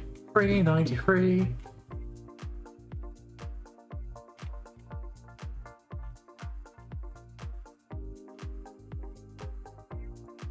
Here we go. PS359 says, yeah, that's a good point. In general, misjump is just you shove in the wrong place and your KF drive takes damage, while the Fortress was you bounce back and your ship and crew are unrecognizable. Seeker 10,000 said, but it didn't give me a "Are you sure?" warning, which is kind of expecting. I don't know if we have those "Are you sure?" warnings. I think the "Are you sure?" warning is the big yellow warning sign, but also double check you haven't accidentally disabled that warning.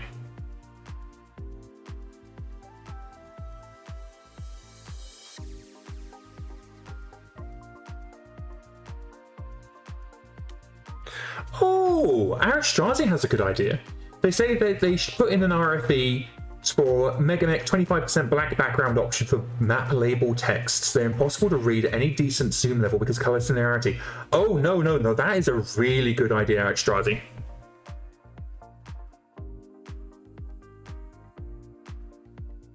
No, I would both support Arastrazi. I would both support that RFE, and hell, I might even implement it myself. That is a really, really good idea.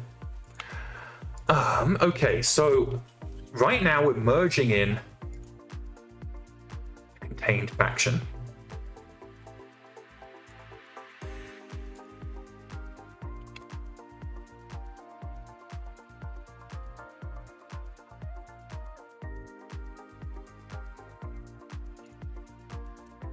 I see the issue.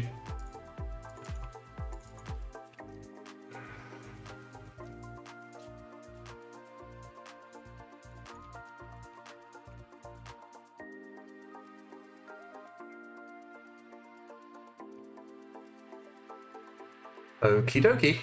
So, what we need to do is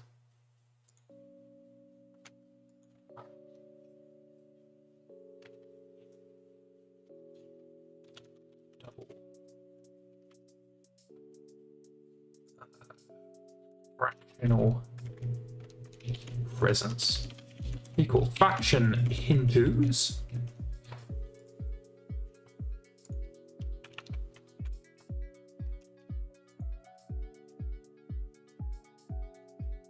Host is going to be faction,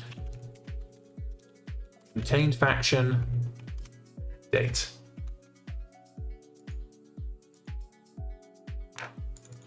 And then we're going to have, is weight an integer? Weight is an integer, so we're going to say adjusted weight equal ceiling weight times fractional presence.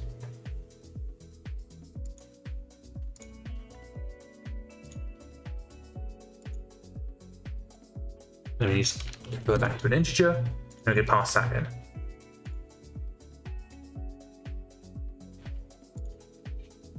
Now, why are you throwing an error?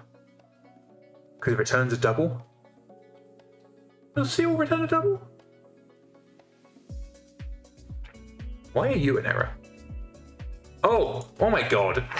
It would really help if I put in the right value, wouldn't it? There we go.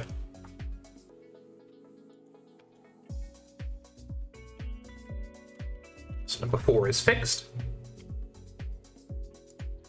Then we got a MPE in find empty systems on connector systems with no primary planet. Oh, that's a good catch.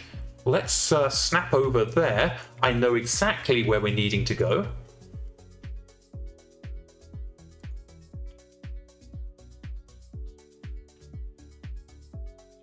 Primary planet equals system get primary.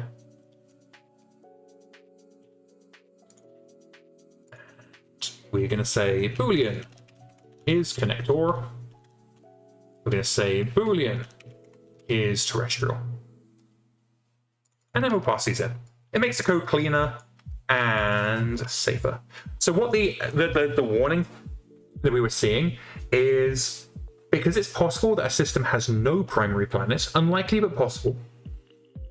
If we said, hey, what's your primary planet? And there isn't one, and then we try saying get the planet type, it's going to throw a null point error. So by doing it this way, we're now guarding against any naughty little nulls. There we go. So 5. Ooh! Oh, congratulations, gang! Op success. The community goal to buy Mr. Krabs, a Goliath, and a Some Like It Hot SPA has passed. So have a look at the Goliaths available in 3046, and maybe head over to the Illiani Discord and suggest in the Scrotorious Bastards channel what Goliath you would like Mr. Krabs to have.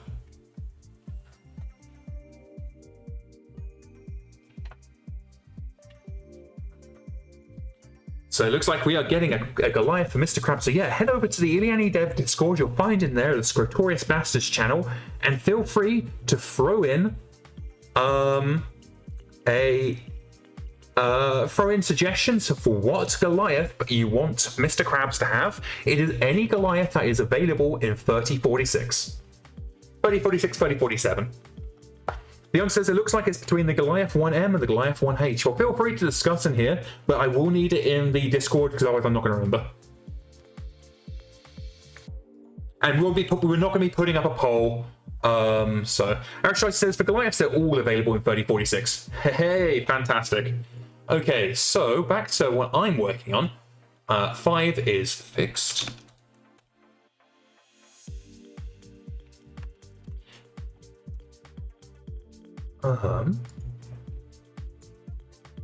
Defense contract types lose their rebel enemy chance. The garrison riot conversion is now dead.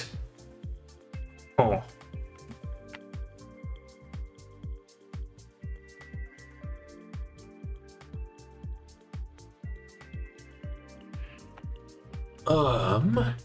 Oh, this is an ATB contract market thing. I don't care about that.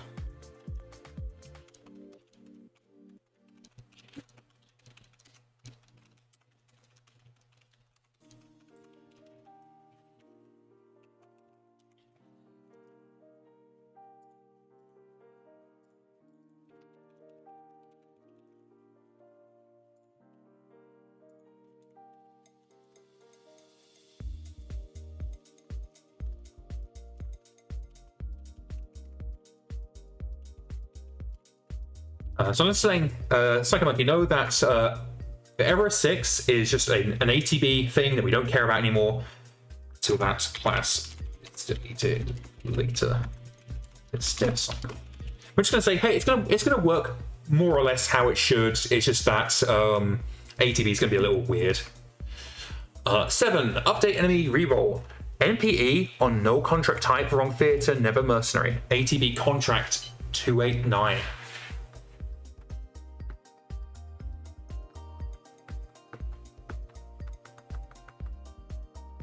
Okay, let's have a look at update enemy, because we might get some wonky stuff. 3046 or 3047. Actually, give me 2 seconds. I can just tell you. Let me open up the contract in, not contract, the save, because I'm fancy. I can just open it up in our text editor. I have lost it. Where did it go? There it is.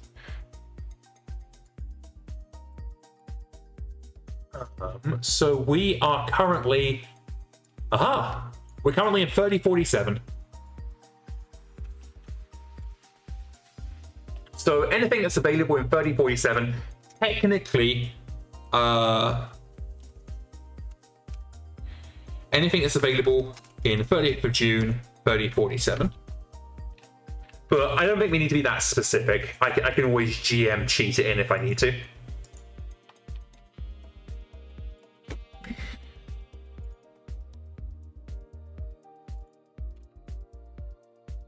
We are going to have the Some Like It Hot, so don't worry too much about... Ooh, fancy Goliath with Gauss, XL engine and case. That is sexy. But yeah, don't worry about we will make a logical a narrative excuse. So pick whatever one you guys want, and that's the one we're going to use. Update enemy is the issue. So what is the problem? Update enemy reroll. No point error on no contract type. Wrong theater, never mercenary. Contract types are non-exhaust. No null branch. MVE for partially initialized legacy contract. Ah, okay. So that's the issue. We need to pass in the contract type.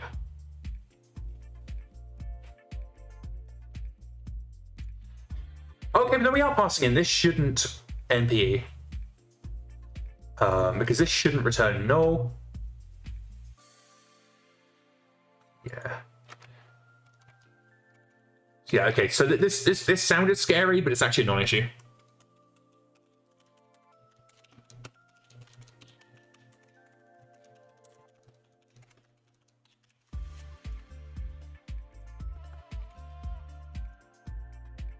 Okay, 8. Get random enemy, suddenly fails, falls back to rebel for any type.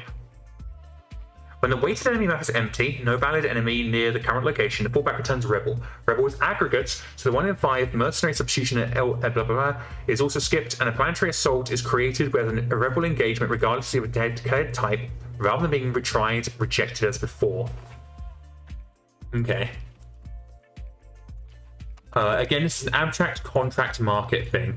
So let's have a look at that. Oh no, this is actually one we do care about. No, abstract contract. Do we give a shit about this? Probably not.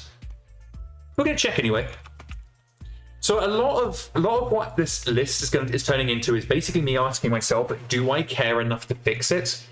Is it going to be a problem long enough for it to warrant fixing? 547. Get from contract type.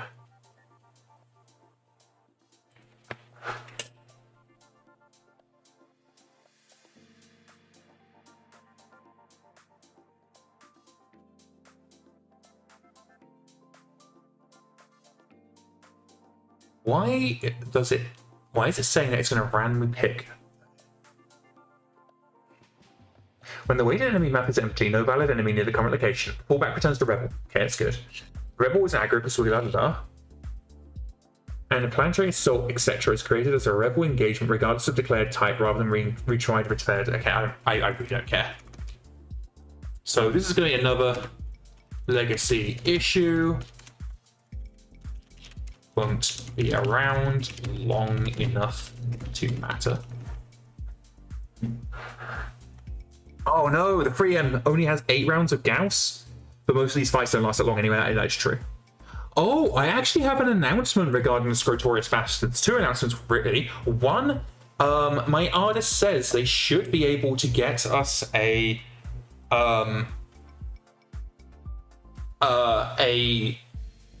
unit icon and unique camo for tomorrow. So this is no guarantee because my artist has horrific ADHD, so it's very likely that they'll forget, and it might be a couple of weeks until we get it. But my artist has settled on a design, so we are going to get official Scrotorius Bastards unit icon and camouflage. The other thing is we will be moving to 51.01 tomorrow. So we're no longer going to be on 51 milestone, we're going to be on 51.01.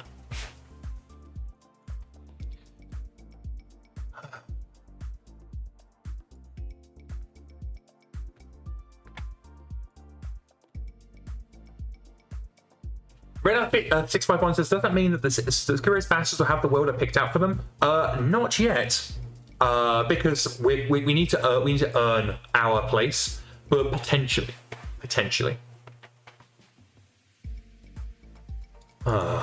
So we don't care. We don't give 2 flying fucks about that.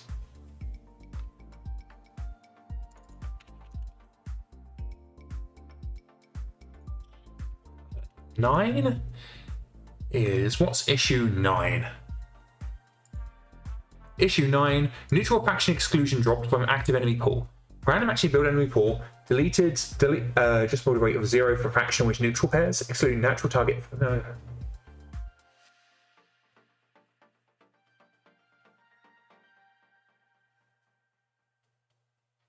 Okay.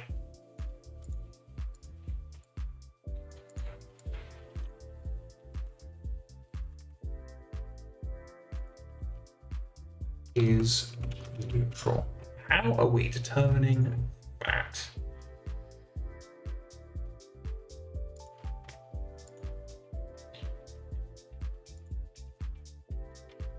Indicates a faction is neutral or non-combatant should not be chosen as an enemy unless at war at the time. Neutral factions can still act as employers, but their offensive contract types are downgraded to defensive ones against enemies they are not at war with.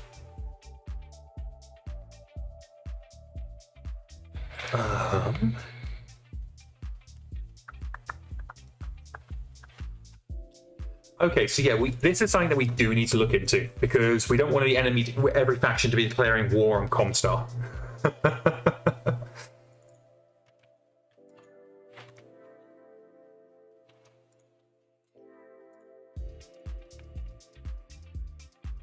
Build enemy map.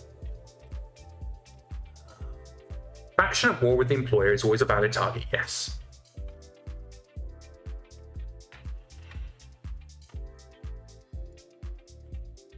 Where are we checking allies? Faction is never its own enemy with 2 exceptions. Aggregate factions, bands, cells, or companies fight each other constantly with no war ever formally declared. See a self-conflicting faction. Or faction hints explicitly recording it as a war itself, which is how civil war is represented for a real government, i.e. the Ghost Bear Civil War. Okay. Factions that don't have direct alliance with record but share a common ally. Okay.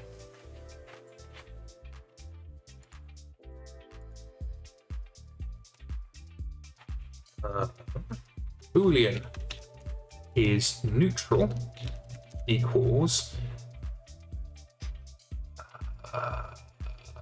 is it faction hints? It is. Faction hints is neutral.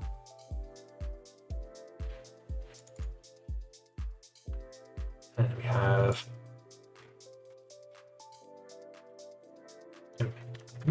deployer, enemy, date. Is this the right one we're looking for?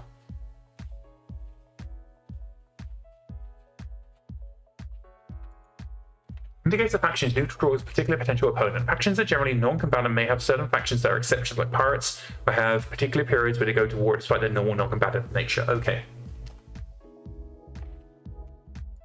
Cool. This is good. This is what we want. Boolean is implicit ally equals is ally or is neutral. Implicitly ally.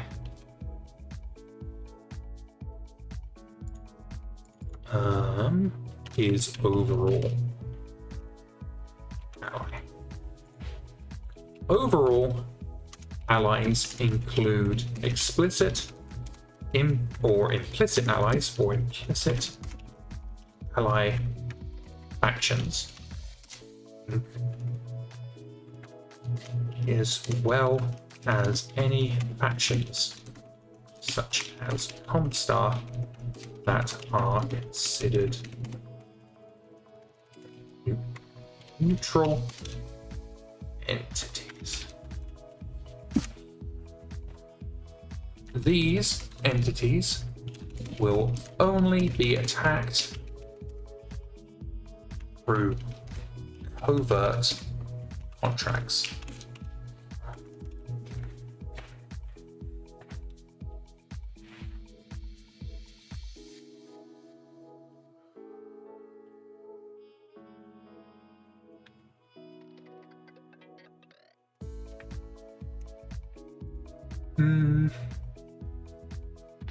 No. We're not going to do that. But we are going to check, is it neutral?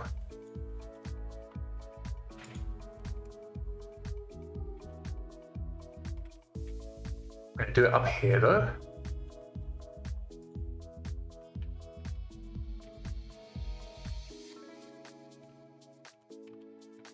A neutral faction is one that is never normally considered a valid target under any circumstances, therefore is entirely skipped. Entirely skipped, there we go. That's good enough. If is neutral, continue. We can move this all the way up so we're not going to have any weird exceptions.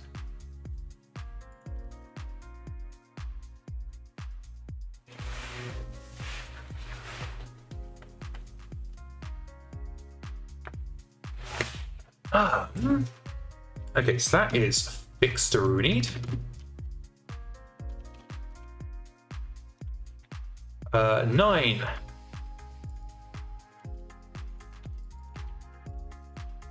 Clan invasion waiting removed. That's actually wholly intentional. We now have implicit waiting. This is a necessity.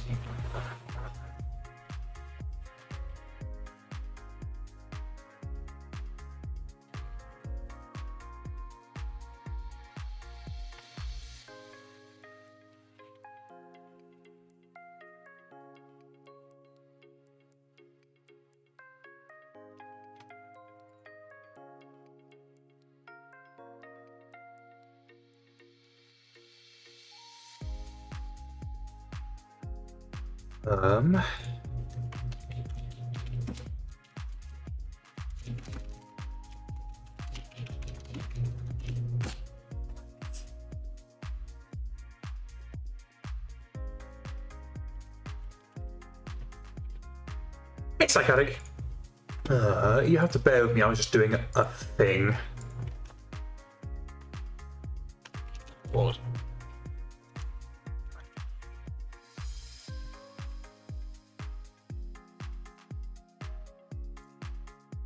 Okay.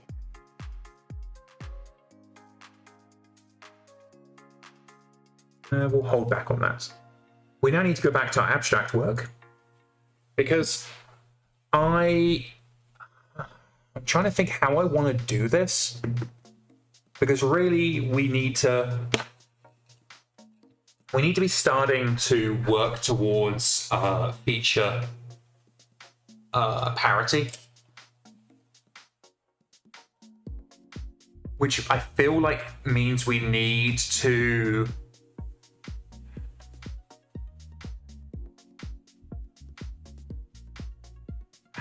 how do we want to do this? I feel like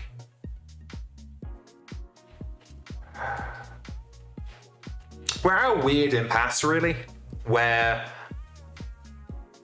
what we want to do next relies on the existing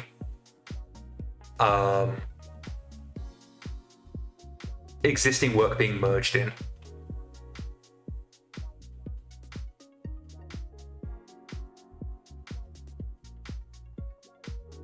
Seeking Advance says you're right, since the way 4th gen due to the way it straddles the two areas. Yeah, I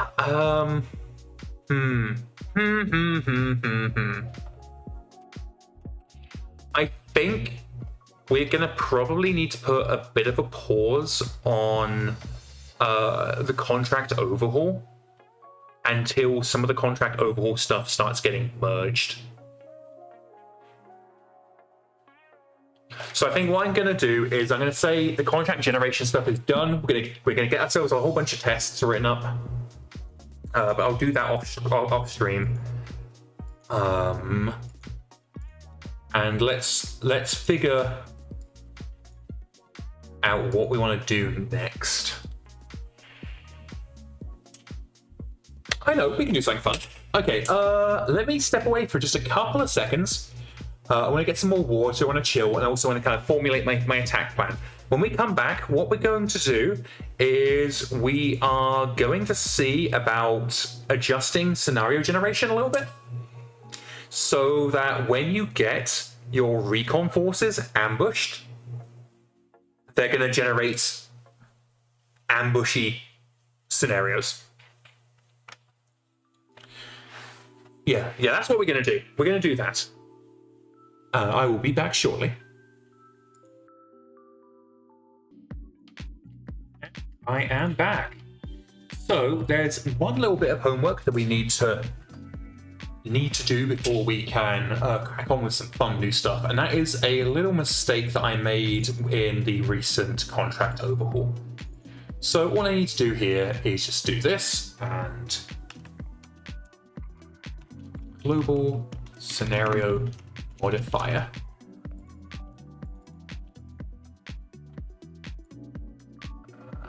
We need to copy this down here.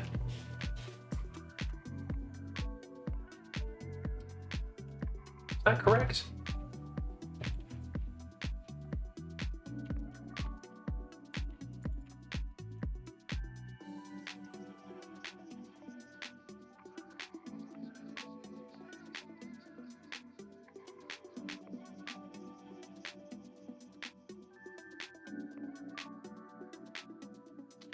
Do we even have global scenario modifiers for the scenario level? That's a good question. Campaign state, contract initializer, rules manager. Doesn't look like it. It's a bit of a shame.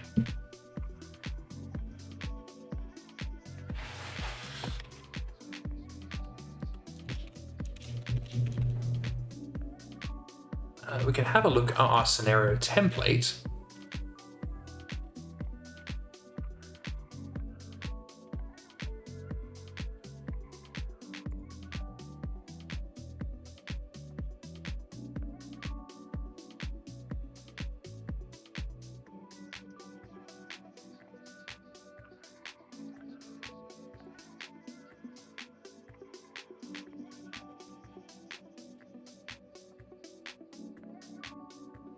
Yeah, I think I accidentally confused myself, and it doesn't look like we can actually have global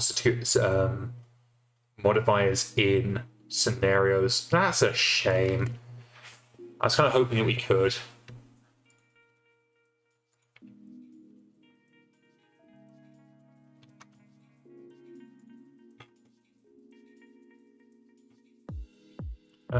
Scenario templates.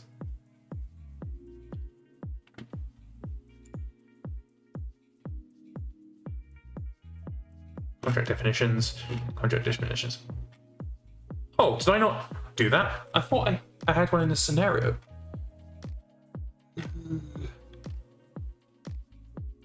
Oh, okay. I am just confuzzling myself. Please don't mind me. I'm just being incredibly stupid. Hoobie-dooby-doob.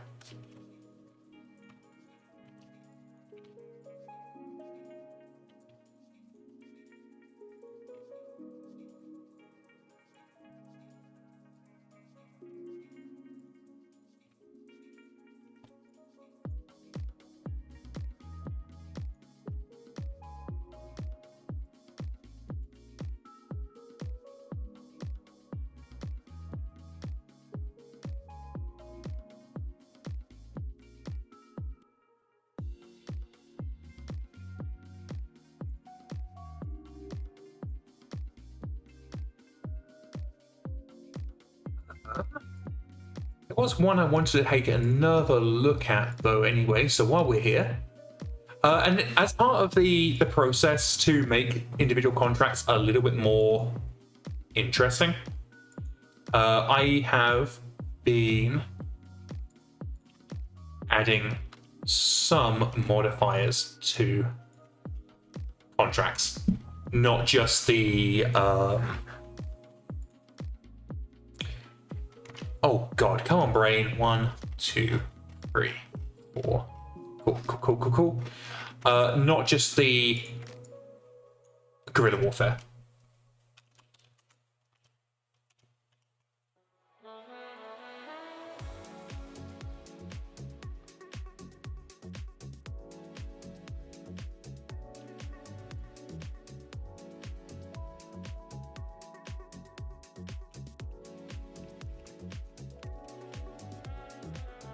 And now I'm just going to double check that that is the correct format and it's not just Copilot hallucinating.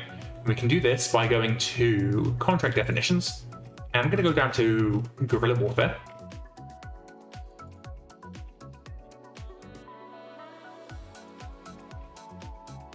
And here we see it.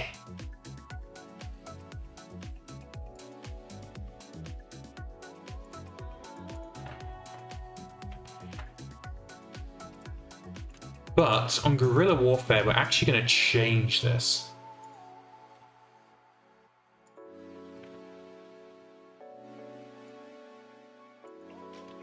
There we go. So this is no longer going to be tied to specific scenarios.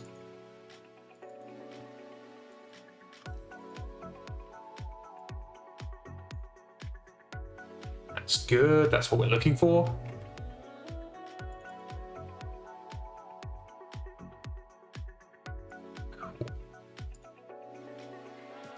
Sorted.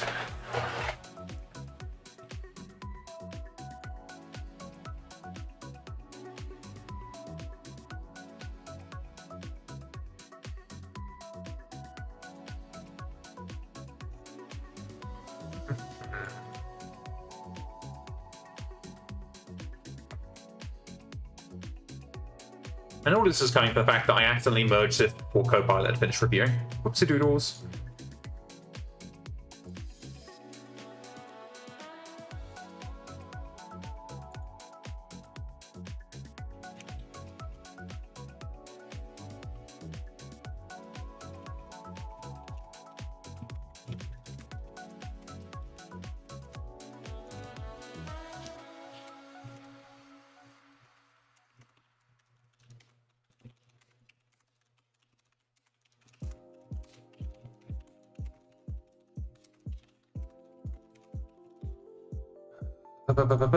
Okay.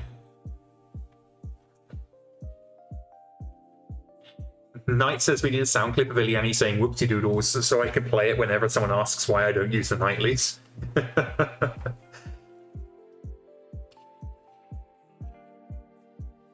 Okay.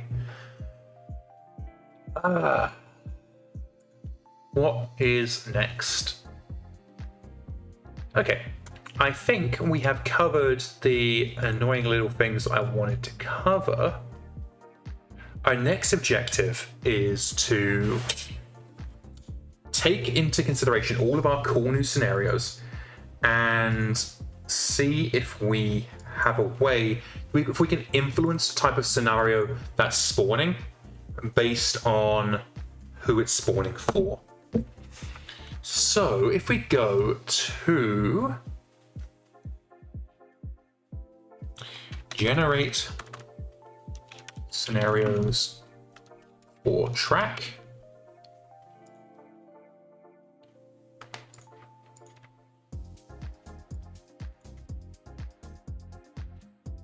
track on manager, generate scenario, MekHQ.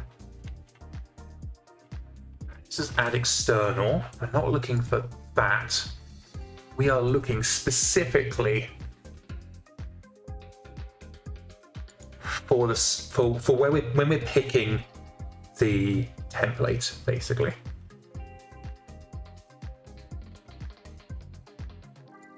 Scenario factory, get random scenario.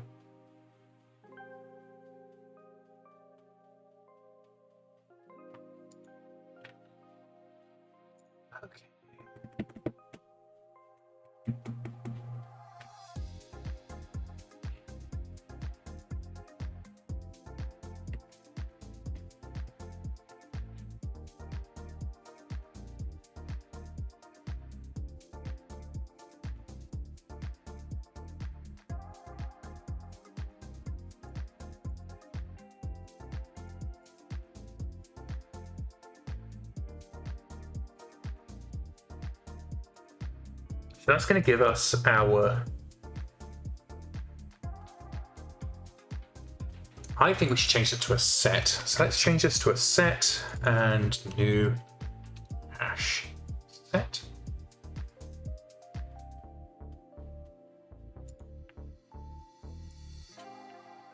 The reason we're adding it to a set is so we're not accidentally double adding scenario types. How do we want to do? Well, first I suppose we should check, is this the right place? So generate scenario.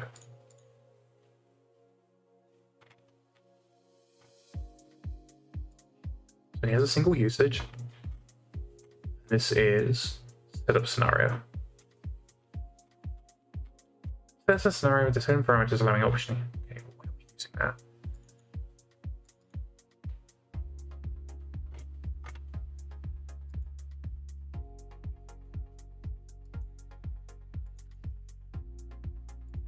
What we're specifically looking for is where we are generating scenarios or deploying units. I feel like it's probably let's add hidden. We don't care about that.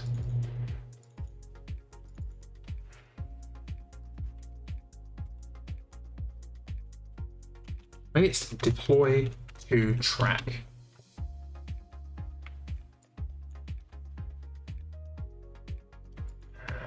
To sector.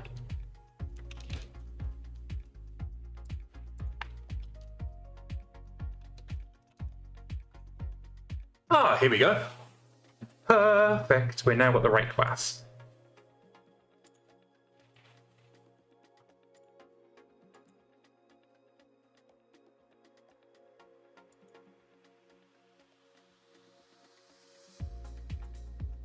So we've got a distract on deployment event, and we are scanning nearby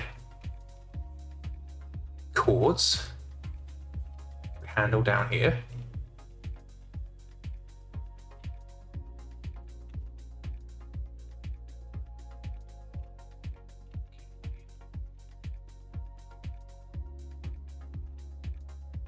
Checking to see if we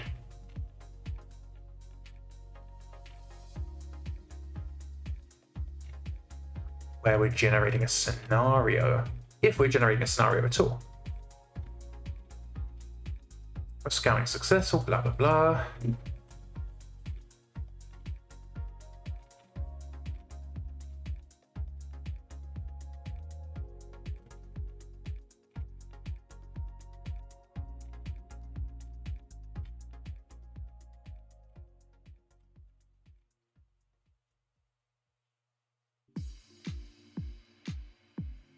Okay, here we're checking, do we have a scenario with the location we're deploying to?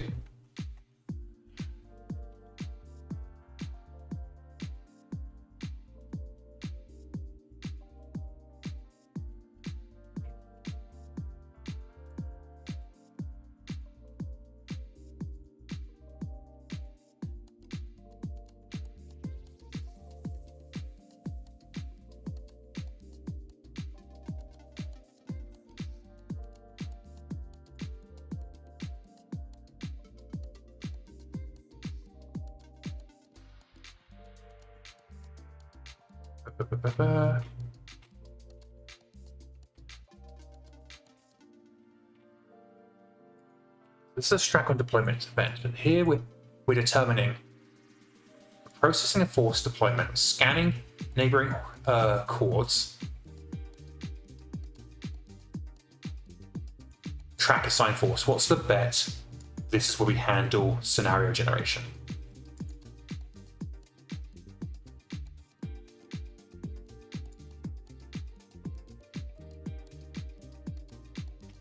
Nope.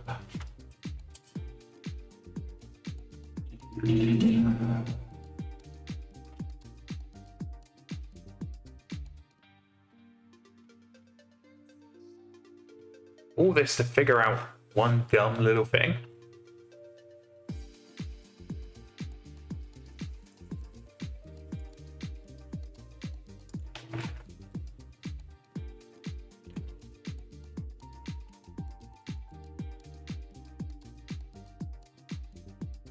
Deploy force to chords. Okay, here we go.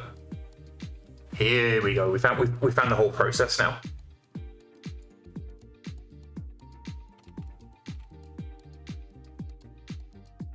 If we're spawning a scenario and we're patrol,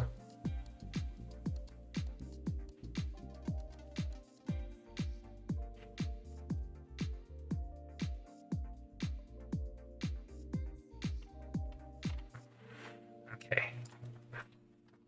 Here we are. Here we go. Here we are. Okay, so we've now at least got the right location. So.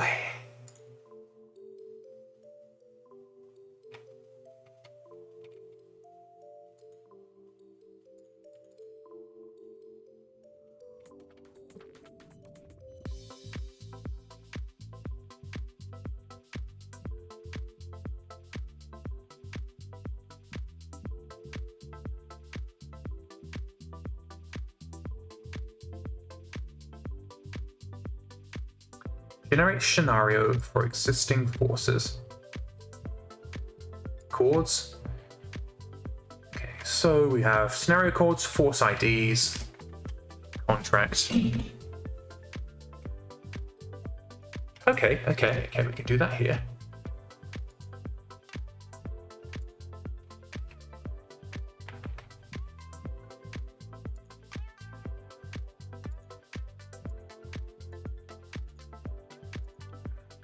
This is all good so far. So, first force equals. Okay, so if it's the first force, we're going to do all this. We need to set up a scenario, which is going to involve picking a template, because that's going to be null at this stage. So we come down here, and we say, where's the template stuff? Template. If it's a facility, we're going to do that. Elsewise, we're going to go down here. We're going to say... So this is the one we're looking at. We're looking at specifically this version. Because templates, null.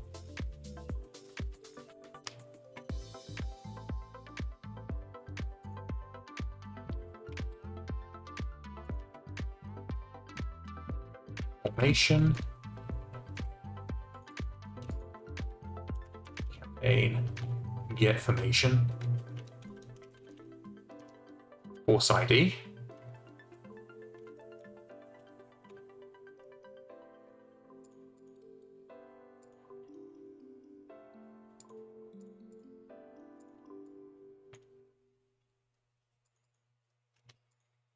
Okay, so here's the thing. Formation can technically equal null here. So if Formation doesn't equal null, rather. I'm going to grab the primary unit type.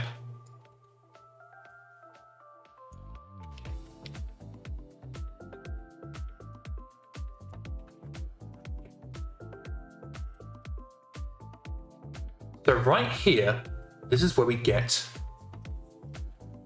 the juicy stuff. So, Boolean is patrol.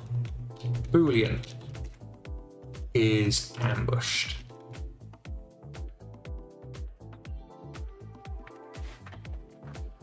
So this is specifically when we don't have a template.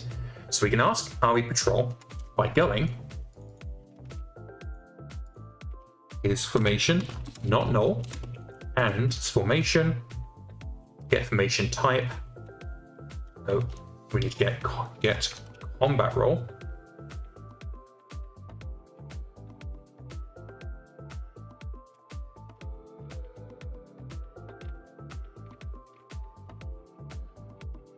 Where the fuck do we find out the combat role?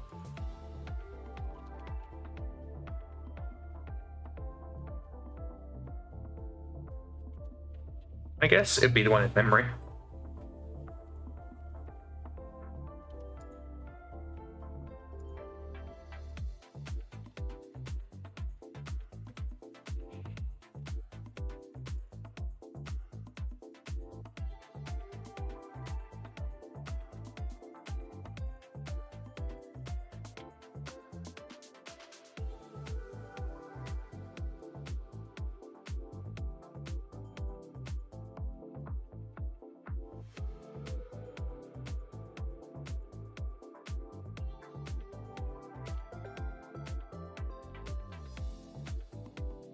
Okay, this seems correct at least.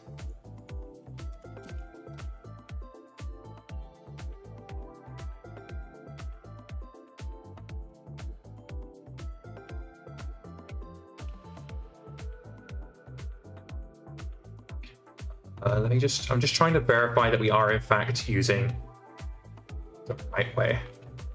Scenario get combat roll.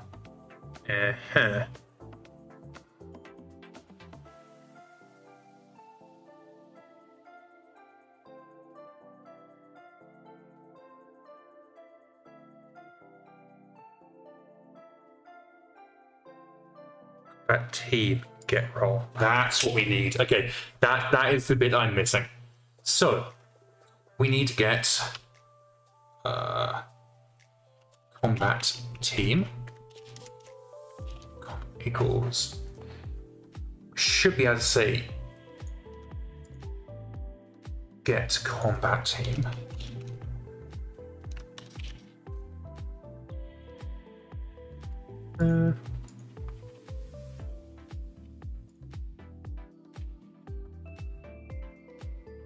And we can pass in. Where's force ID?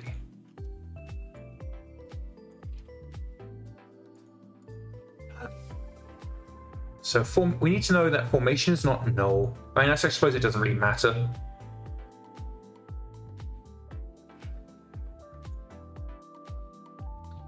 Because we're not really caring about the formation at this point, so we don't need to do that. But what we do need to do is say, hey, is this a patrol combat team?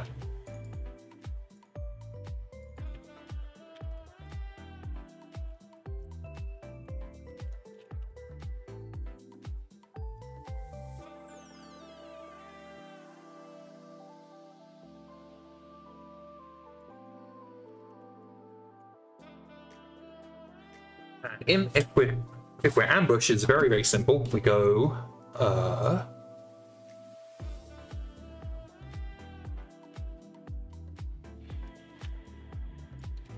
track get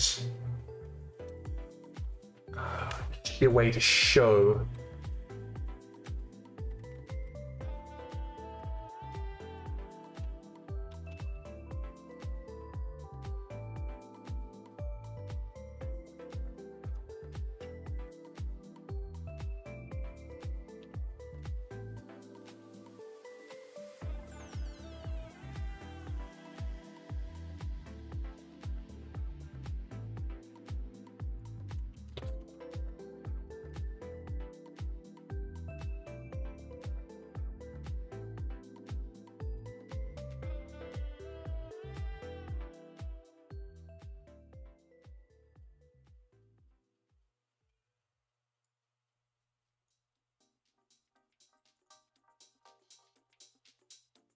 Jesus Christ.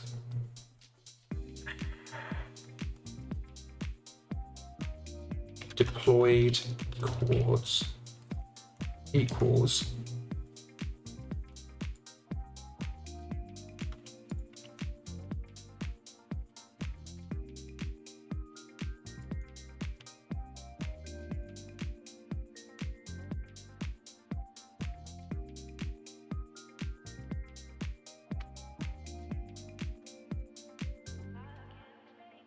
okay, so it's using force ID. That's what I was mostly trying to verify. So we got our deployed chords. This is a whole fucking pain in the ass. Can we? We're only using this in one place. Can we bump this up? Do we have access to the force coordinates?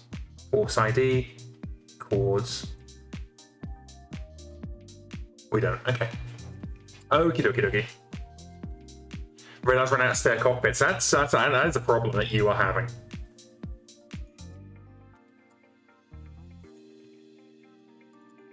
So if deployed chords don't equal null, and they equal target chords, scenario chords, then we're being ambushed. So let's break it down. If the combat team doesn't equal null, which it shouldn't do, and it's a patrol, it means it's a patrol. If deployed chords doesn't equal null and equals the scenario chords, it's an ambush.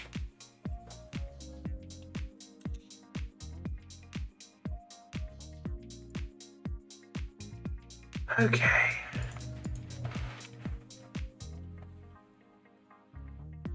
Boolean is bungled patrol equals is patrol and is ambushed.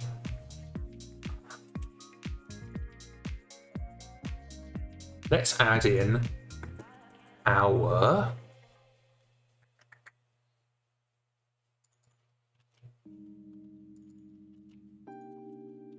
is ambushed.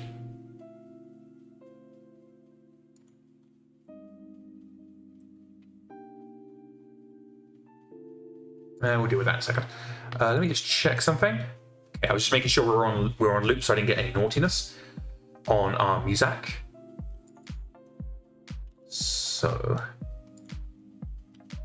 we have far too many big classes open and my computer's struggling.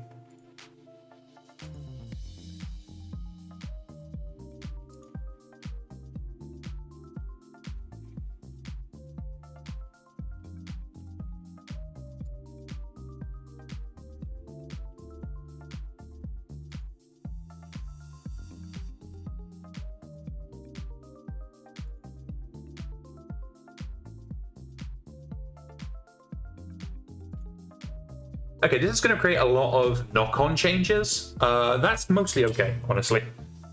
Oh, actually, it's only being used in the two places, and one of them's throwing up an error. That's okay.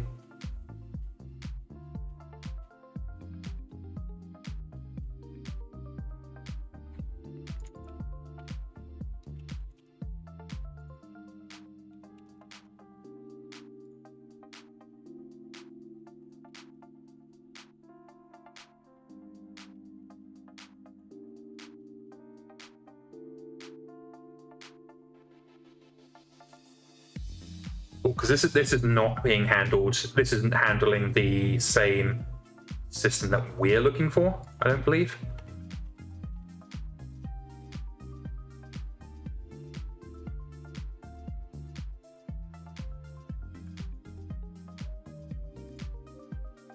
I'm gonna come in, just double check that. Yeah, this particular overload is only being used in one place, and that is the place that we need it to be handled, because this handles deploying. This is very confusing. Not going to lie. So.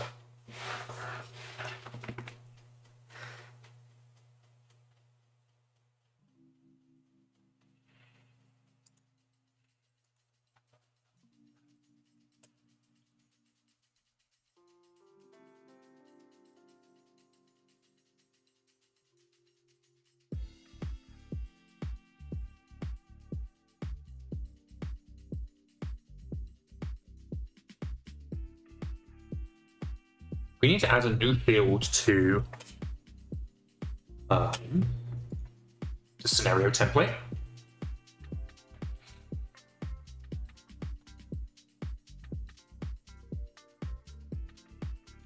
Public boolean is ambush. Public boolean. Let's say is ambush suitable. Is suited for ambushes. And is suited for bungled patrols.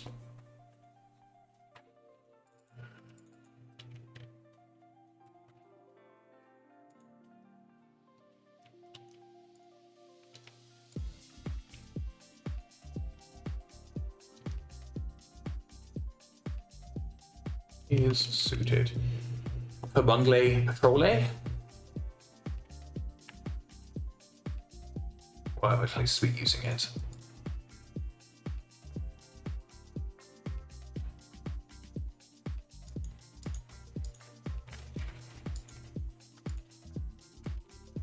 Public. There we go. That's what we want. And we need one more for the other one.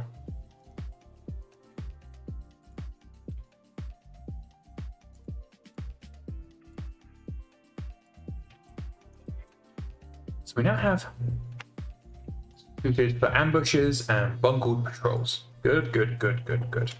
So now what we need to do is we need to go through all of our scenarios and decide what are suited for ambushes and what are suited for bungled patrols. Yay! We can do that later.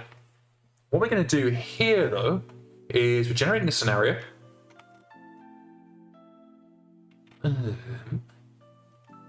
Getting ourselves a random scenario.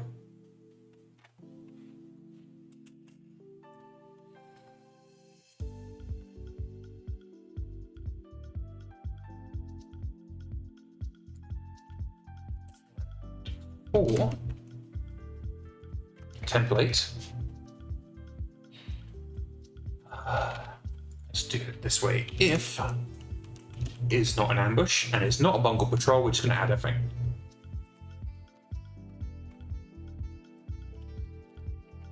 However, if it is, we need to do some extra steps. If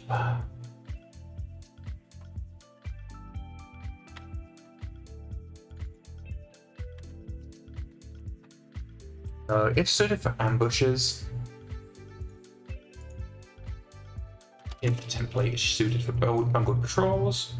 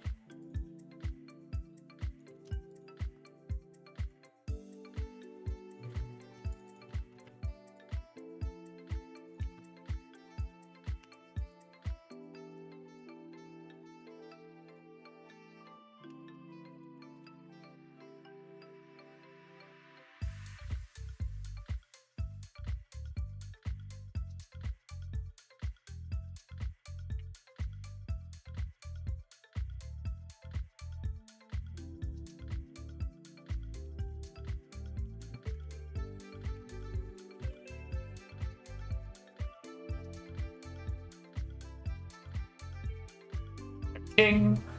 So now if we are being ambushed, we're going to get ourselves some ambush-suited scenarios. If we're bungling a patrol, we're going to get scenarios that are suited for bungling off patrols. Very, very simple, very, very easy. Let's get ourselves a more detailed documentation.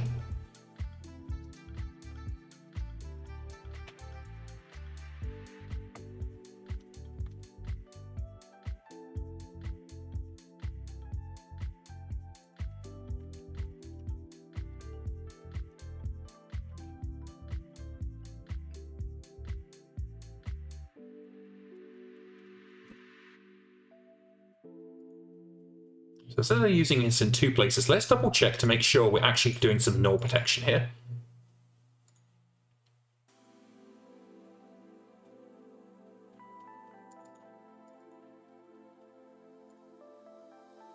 Okay, so this template is null. We're going to go into here, and it can handle null, so okay, we're good.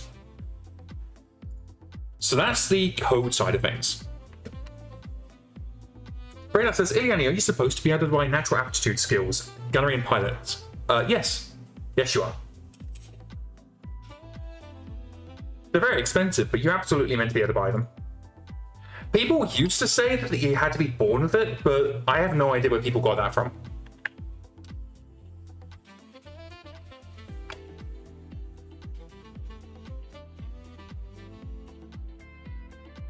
Technically, you should be able to buy natural aptitude for any skill, but we don't currently support that. Not yet, at least. We'll soon. Very, very soon, in fact. Okay, so now I'm going to head over to the data side of things, which means I want to make sure that we're getting up-to-date data. So let me just merge the data change we made a moment ago. Now we're going to go in and we're going to update our main branch. And we're going to sift through data. And what we're going to be doing is for each scenario, we're going to be evaluating, is this scenario suited for ambushes? So scenarios where you deploy and you get attacked immediately. And is it suited for bungled patrols? And those are scenarios where you spawn in and you basically blind deployed your patrol and they really, really screwed up.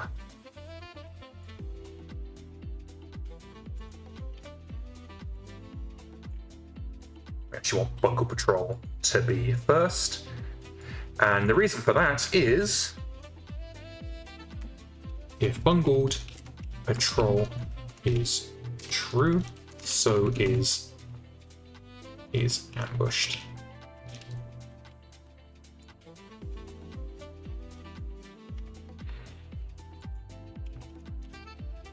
So we need to pass is bungled patrol first.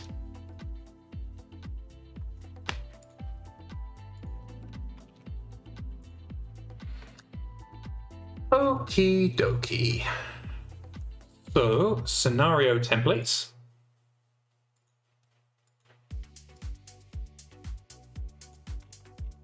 We have a lot of scenario templates.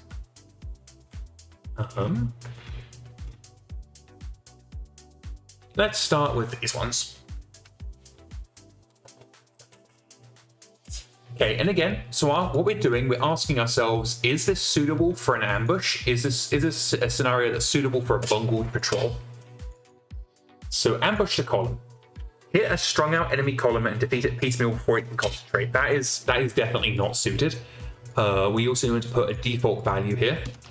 False. And false. So ambush the column is not suited. Annihilation. Your order's cleared, it's not a surgical strike, but obliterate the enemy. Nope. Although it says 75 confirmed casualties, but I don't think that's accurate anymore. Oh no, it is 75 is correct. A change from 95%. Assassination, that's not suited for ambushes. Base defense, definitely not. Bomber escort, no. Breakout. We're encircled. Oh, that sounds very ambush worthy. So he's suited for ambushes.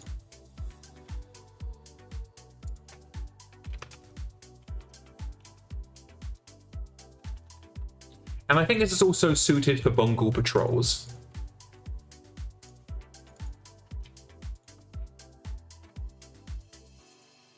Because I could see a patrol getting trapped by the enemy and needing to fight their way out somehow.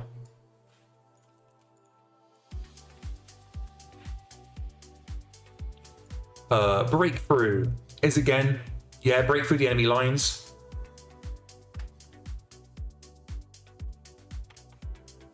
Yeah, that seems all good.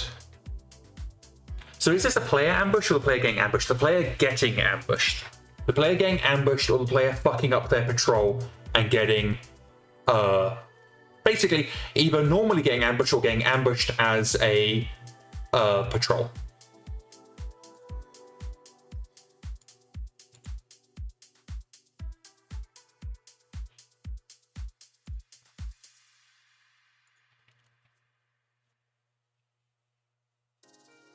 Close air support, no. Combat drop, no. Convoy escort, no.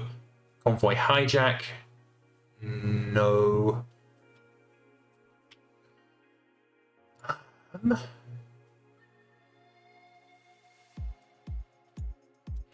PS359 says, if you really want to be mean, the enemy could have smart artillery, a bunch of pre-designated hexes. I'm not adding additional code support for this. What all we're doing here is filtering the templates that could generate, so that you're not getting an ambush that's giving you an annihilation mission or a convoy mission or anything like that. The complaint we're targeting here is players have been complaining that when their patrols get attacked, they're getting scenarios that don't make sense.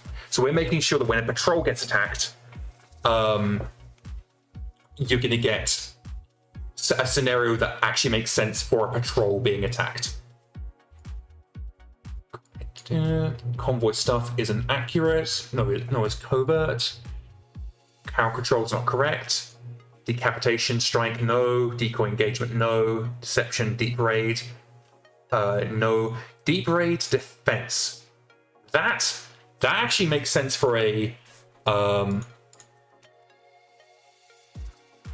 an ambush. Probably not a patrol though. Diversionary engagement, no. Dropship raid, no. Our next block.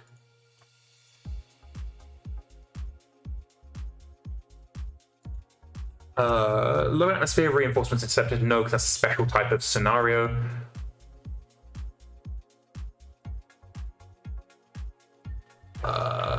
This, again, not for patrol, but for ambush. Needing to if you have an aircraft force being able to needing to protect a dropship, that seems legit.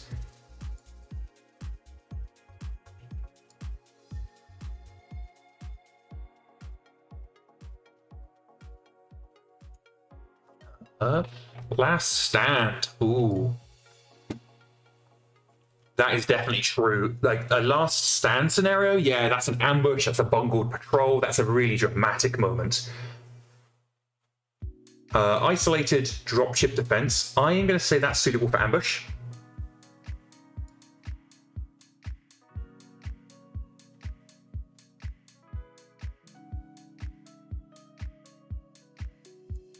Irregular force suppression, no. Regular force assault, no. Interception defense, no. No. Intercept engagement. One of your forces has been intercepted by a large enemy contingent. Well, that sounds like an ambush to me. Hostile facility, no. Hold until relief. Again, that sounds very ambushy.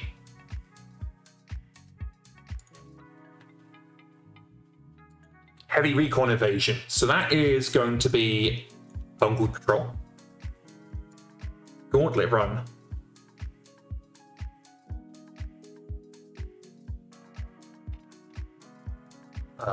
That's an ambush as well. Frontline engagement, no. Frontline disruption, no. Frontline breakthrough.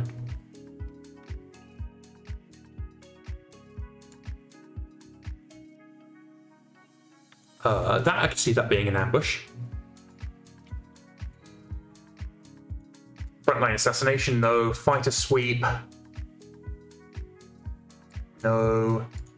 Escalation. A chance skirmish at destroying anything both sides could throw at it. That sounds like an ambush to me. Enveloped, advanced too far, too fast, yes. And standard engagement, no.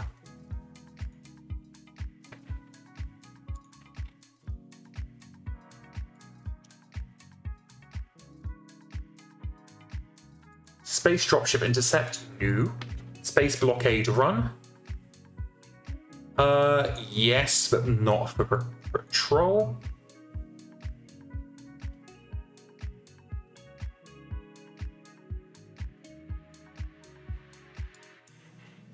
Space irrecess.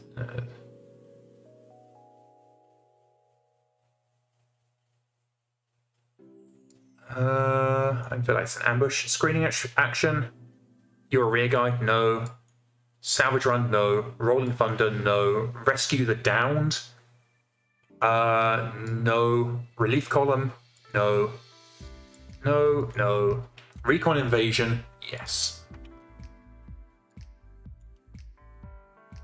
Oh! Radar says they just encountered the Battlemaster of a command cockpit. Well, that sounds like it's going to be your command cockpit soon.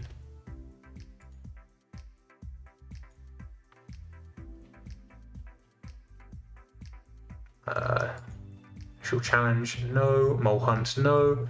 Minor engagement, no. Meeting engagement. Two forces accidentally blundered into each other. Perfect. That's exactly what we're looking at.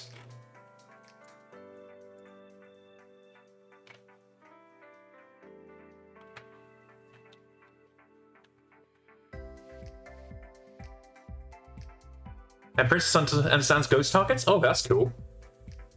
VIP extraction? No. VIP defense? No. VIP ambush? No. Tactical withdrawal? Abso-freaking-lutely. Supply denial? No. Strafing run? No. Space into reinforcements intercepted? No.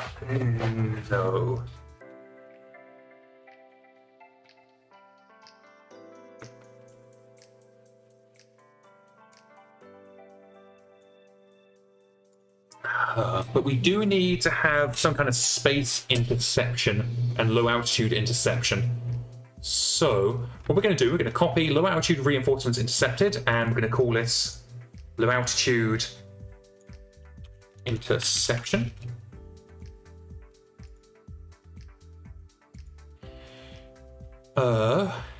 Your forces have been intercepted by enemy forces cutting off before they can complete their mission.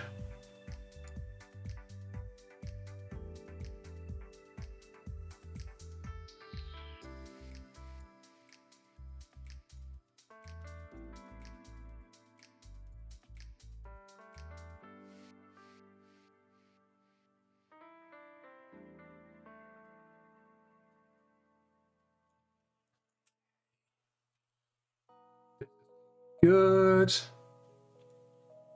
Just checking to make sure we've not got anything weird.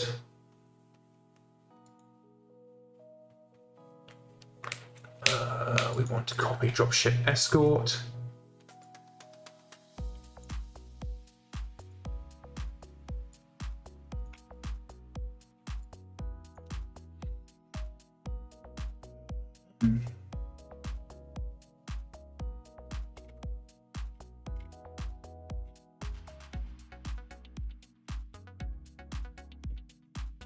Okay, that's good.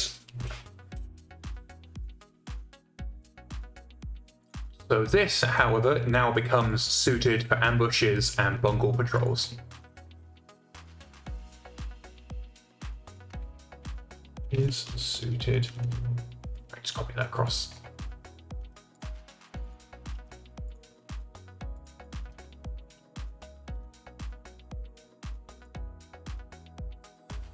Because otherwise we're not actually going to have a low altitude scenario for bungled patrols, which is why we're adding these in. And also it means we get another scenario out of this. We always need new scenarios. Specifically, we need new low altitude and space scenarios. We have very, very few of those. Where is the scenario manifest? Scenario manifest, there we go.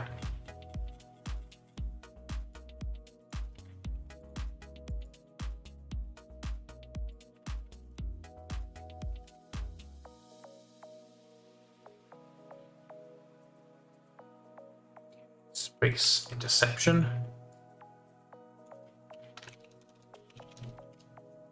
It's very, very similar treatment.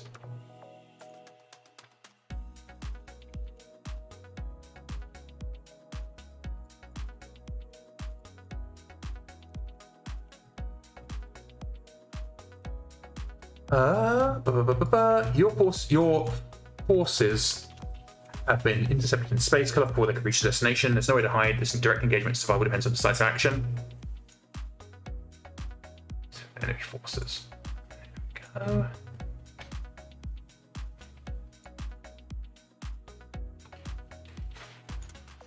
Okay, and that should be good.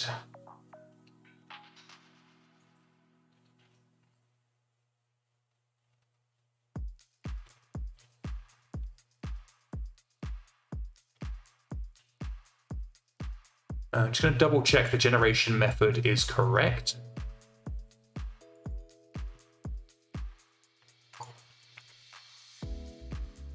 It is, I think. It is. Okay, good.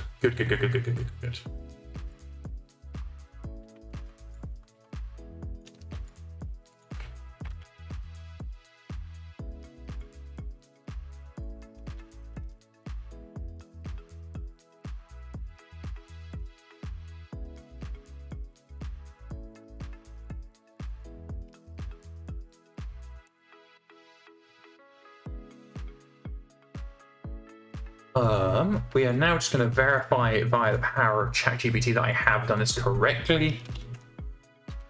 Just because I don't trust myself on this one, because this class uses a really weird way of parsing XMLs.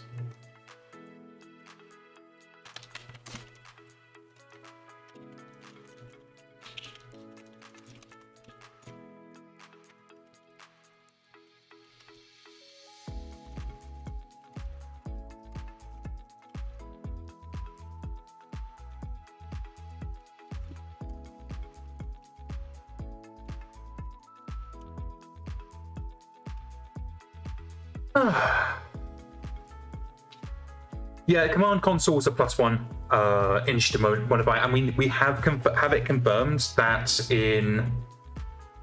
Okay, cool. ChatGPT just confirmed it would load correctly. I thought it would, but I just wanted to verify. Under the new core rules, command consoles now allow you to spot without penalty, but they do not give an initiative modifier.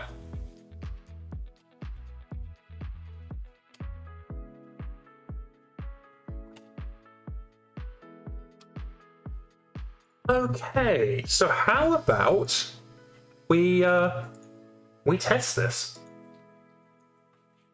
Talking about ghost targets. Oh, I do apologize. I was clearly not paying enough attention. So while we wait for this to pass through and load and all that good stuff, I want to talk about what we've actually done here and why we've done it. So when you deploy a unit to a force to a scenario, there is a chance that force will get attacked.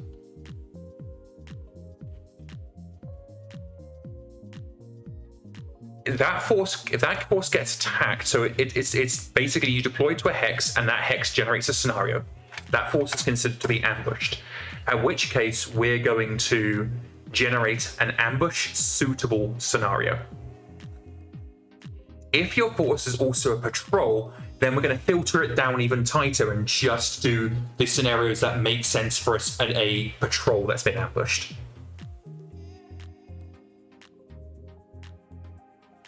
So we're going to wait for this, and we're going to create ourselves a contract. We're going to jump in, and we're just going to see if everything seems to work as we expect it to. If it does, that then opens up other avenues. Like if a convoy is attacked, for example, maybe a salvage team. If a salvage team gets ambushed, do we then want to have the scenarios filtered based on the fact that it is a salvage unit? I think so. Yes, I think if we are ambushing, that is a scenario that. A force is deploying and then spawns a scenario, or if a scenario spawns on top of a force, then I think we should be doing ambushes. And that means that you're no longer going to get your convoys, your salvage teams brought into really weird scenarios. So I think that's a really good move. In fact, we can actually do that now. So, generate weekly scenarios is what we're going to be looking for. New scenario. I've got to remember the. It's probably rules manager thinking about it. Here we go again.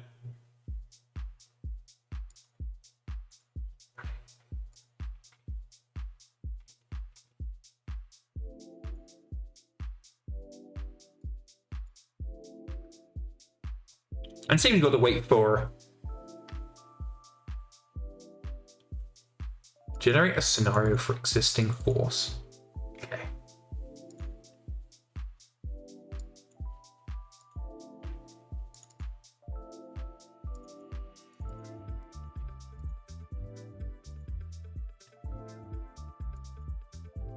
Generate daily scenarios for track. Okay, cool. So we actually already have the functionality I just described without even trying. So now, if anybody hasn't had it happen already, when you do a salvage operation, it takes a couple of days for your salvage team to arrive back. During that time, it is entirely possible that your salvage team can actually get drawn into a scenario. If that happens, it's now going to be an ambush type scenario, not the general scenario pool. Awesome. Now there is one thing that I have noticed in 51.0 milestone that I do want to investigate, and that is that I have noticed scheduled scenarios don't seem to be loading in properly. So we're going to go to ATB. Back off. We're going to go to ATB contract. And I see the thing is, I don't know if this lives into ATB contract or no. This lives in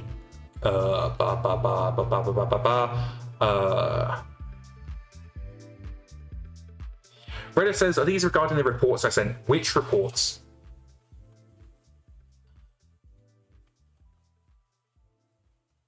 One thing that's happening is they're not probably saving GIF files. That I'm not entirely sure what you're talking about there. If it's a problem with the GIF not being saved, you need to raise that on the issue reports. Because that's not my project. Stracon campaign manager is what we're looking for. And then what we're looking for is weekly scenarios. Ah, this is why it's not being saved.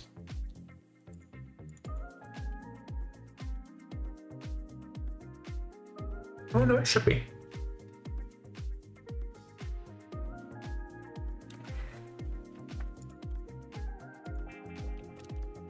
Oh, the no officer thing one. I haven't had a chance to even remotely look at that. I have been so busy. So busy.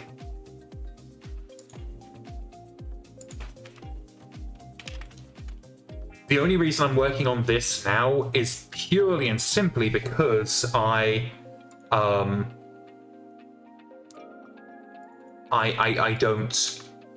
have movement on the contract overhaul until some stuff gets merged.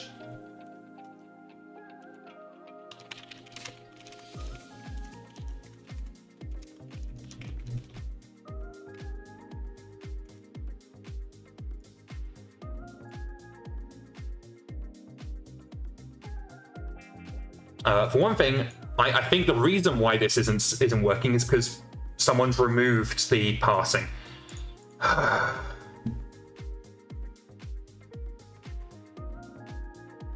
So we're just going to check that. I've just got that process running to see.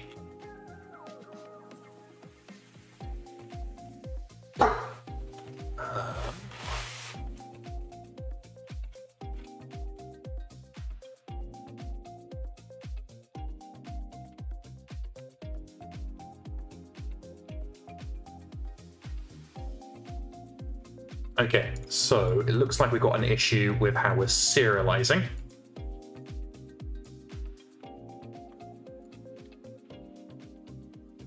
That should fix it.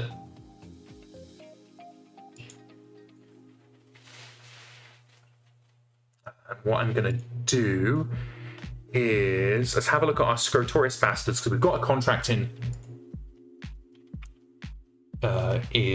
process.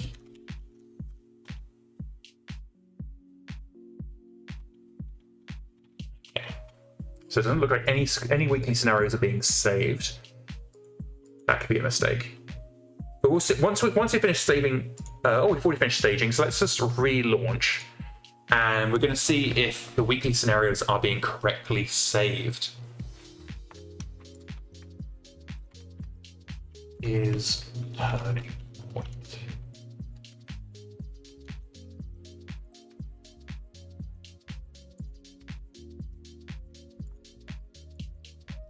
I have also noticed that turning point doesn't seem to be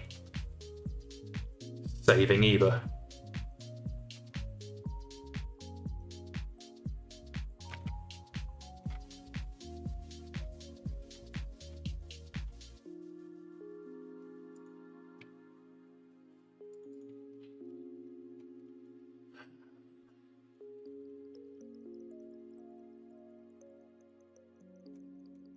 How are we defining is crisis?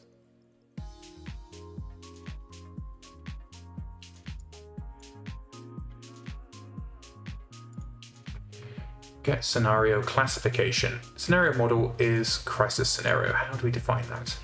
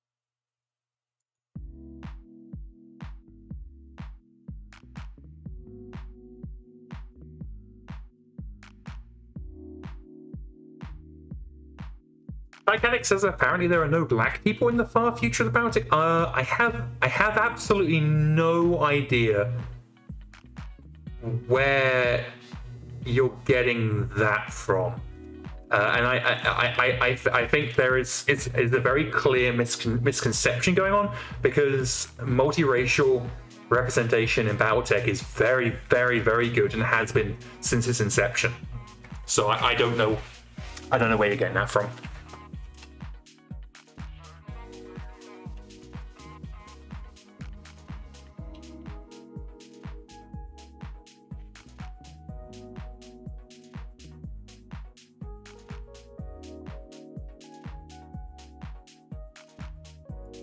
Oh, it helps if I click on the new campaign thing.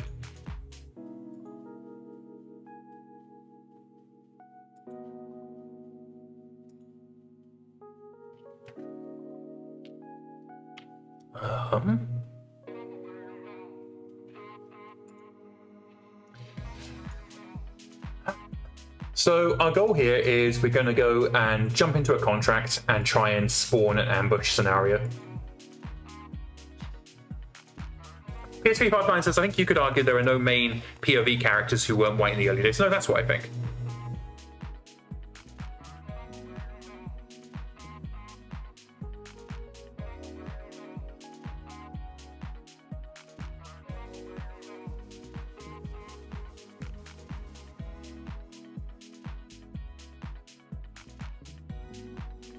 Yeah, because I mean, even in HPS BattleTech, which has just been brought up, there are multiple non-white portraits, if I remember correctly, and like the main lady, the leader of the faction you're working for, isn't white.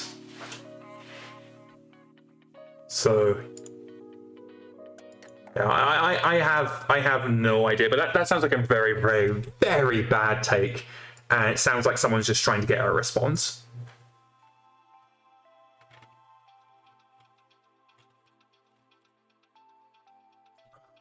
So go to our contract market.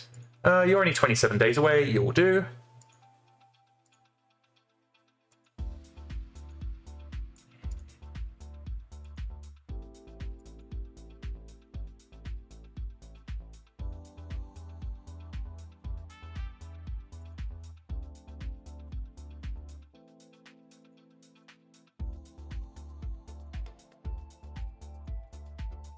Seven.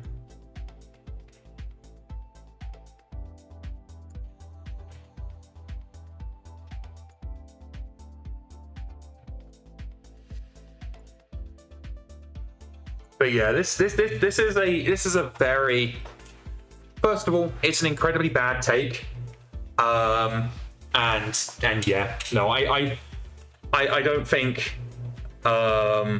we need to entertain this topic any further, because it's a straight up bad take. It's objectively wrong. There are a bazillion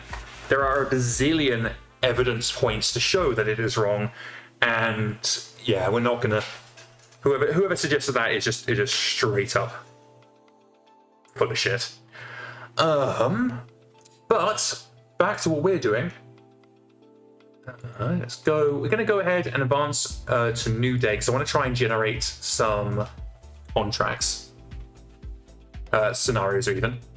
So we're gonna advance till we hit a scenario, because that will then tell us that we have a scheduled scenario.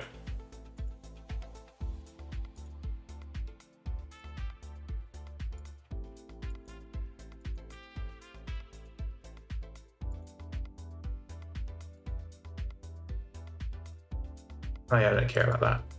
Oh, did we pick a Cadre contract? Oh god, this could take a while. Let's scan out of this Cadre contract. We don't want a Cadre, we want something a bit more fighty. Garrison, no. Garrison, no. Extraction raid, that'll do.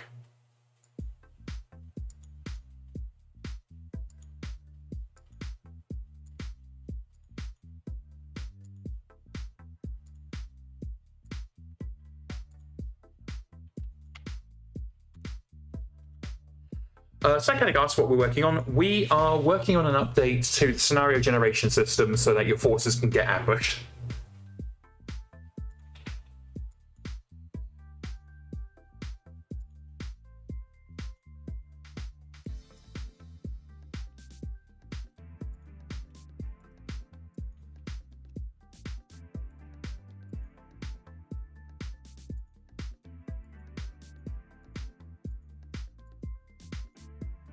I'm still in, so, oh, buggering hell. Thank you, guys. Let me switch over to MekHQ. I do apologize. My brain, I think I got distracted by what was being discussed in chat. There we go. So again, right now we're just advancing to a random scenario spawns. Because once a random scenario spawns, we know that it is in the schedule. And then we can investigate to see if the schedule is being saved properly and if it's being loaded properly.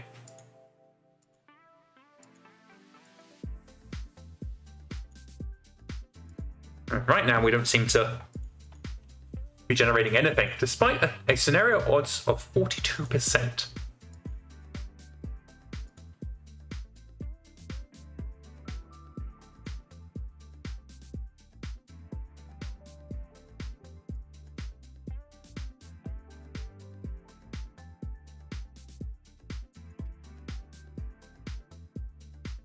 Come on, fight me!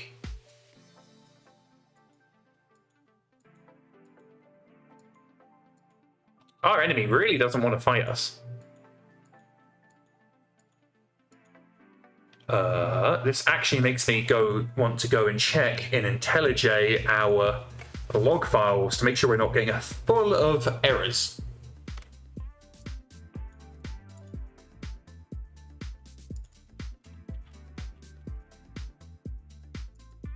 because we're going an awfully long time without any scenarios spawning. Which makes me suspicious. Oh no!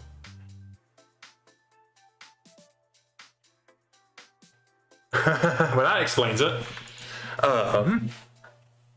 Class has 2 properties of the same name, weekly scenarios. Well, that's not good.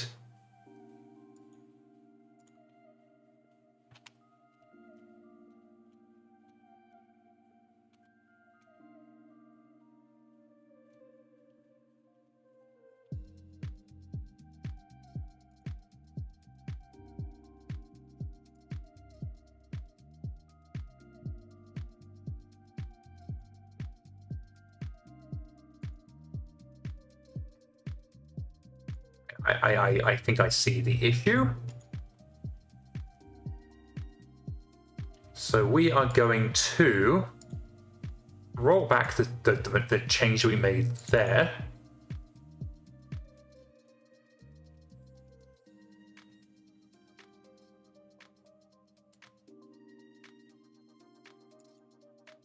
And we'll relaunch. We'll see if that works a little bit better.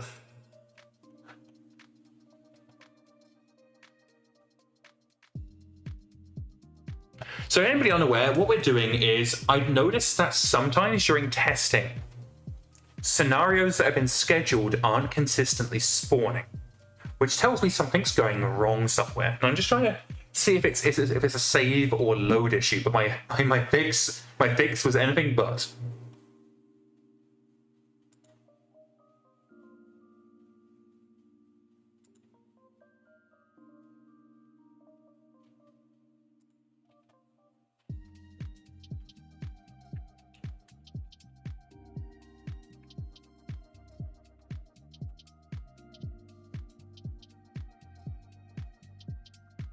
So let's load our so reload this and make sure we actually load this time without a bazillion errors. Bazillion! So many errors. I thought it was a spot suspicious that we weren't getting any contracts.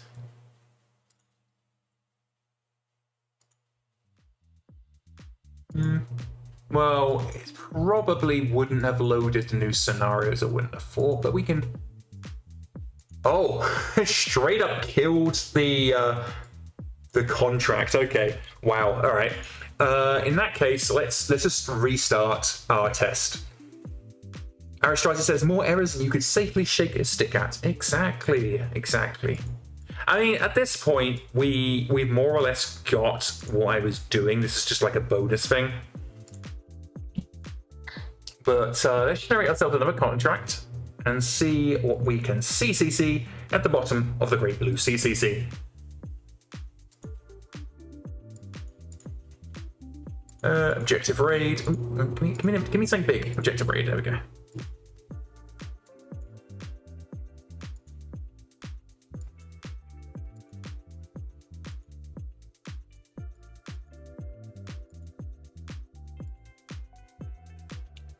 Uh, 40 Datinos.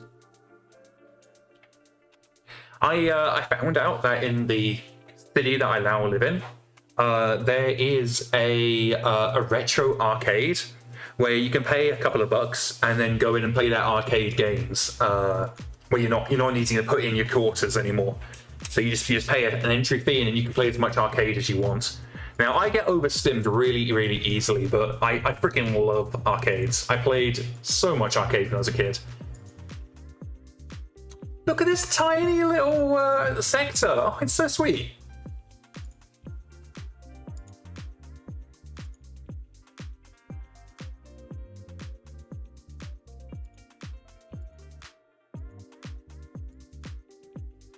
So, oh wait, we're not in GM mode, so I can't check. Scenario track odds is 20%. Oh, this could take a while. Aristotle says arcades are very home feeling, even though they really shouldn't be. Yeah, like they are so noisy. And of course, we managed to get our objective raid with like no enemies spawning. Ah! I just want a scenario. Give me a scenario, just the one, as a treat. I'm just going to quickly jump into the logs and make sure. Yep, no errors.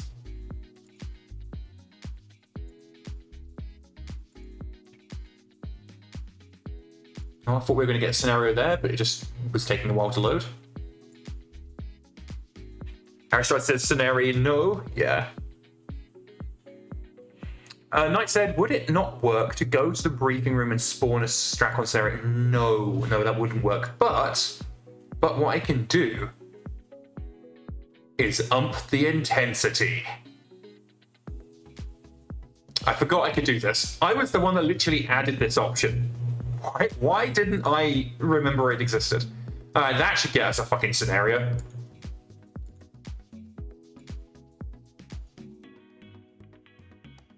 Oh, god damn it! The mission ended! Ah! Yeah, whatever, go away. Don't give fuck off, I don't care. Okay. Just give me a fight. Carter duty, bugger off! Garrison duty! Objective raid. Okay, It's only 2 months though. We could probably edit that, maybe.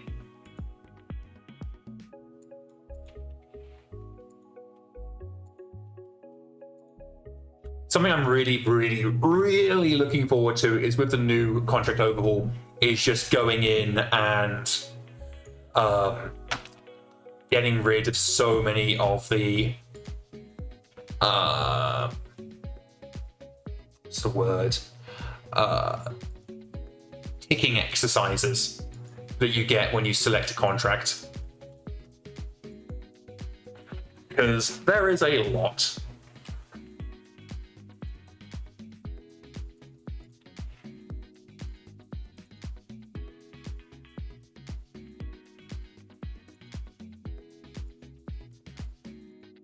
Okay, give me something to fight, please.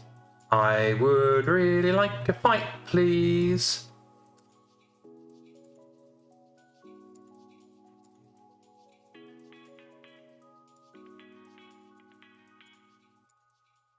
I'm getting suspicious. So we are able to spawn scenarios.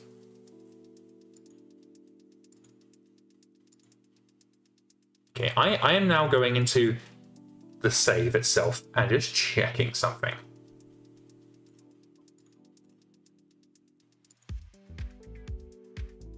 Because this is getting very suspicious. Okay, so allegedly we should have had a scenario today. I do not see a scenario today. I see a complete absence of a scenario today. So something we've done cocked it up. So let's go and let's go see if we can figure out what we broke. Now, if I were to guess, what we broke is probably in Rules Manager.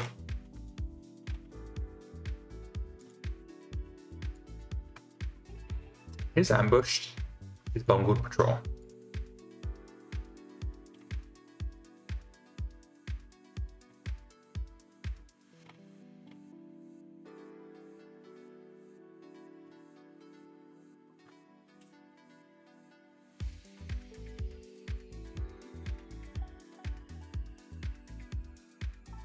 If it's not ambushed and it's not bungled patrol, add everything.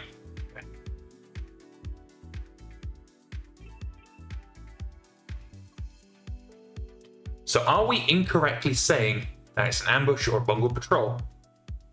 Unlikely.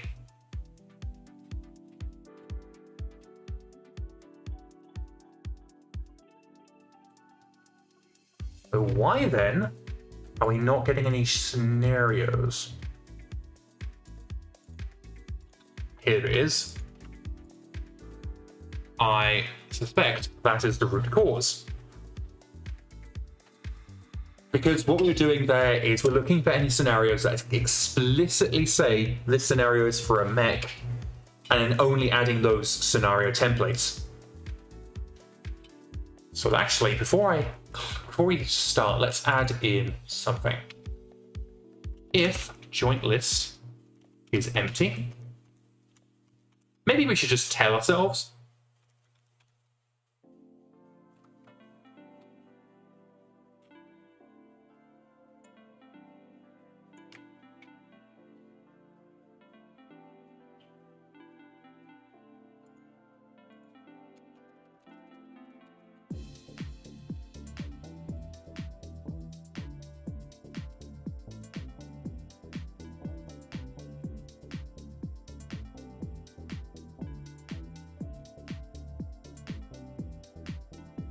There we go, now it won't silently fail. It will actually say, hey, you ain't got no scenarios.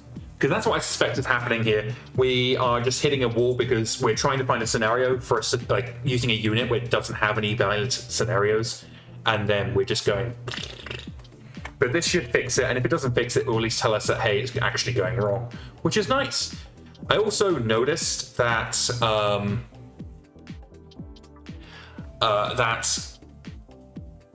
oh god, what did I notice?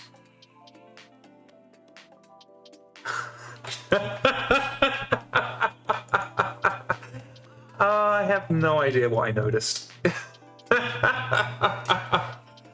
can't be important.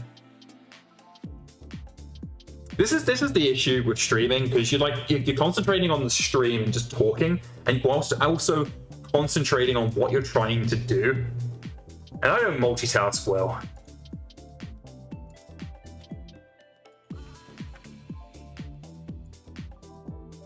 Well, despite us doing anything, we're winning on morale. That's nice.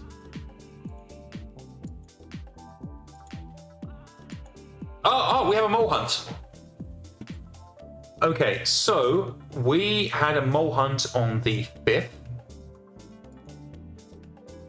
It might have been the 4th, we're just going to double check.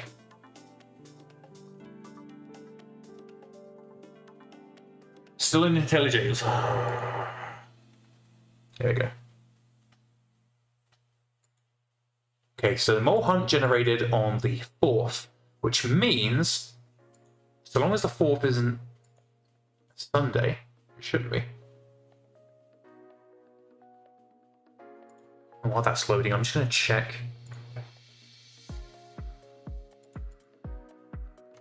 Okay, so we are opening up the save that we're currently in. And we're just going to have a look at it and have a look at what the weekly schedule is. So one is scheduled to happen tomorrow.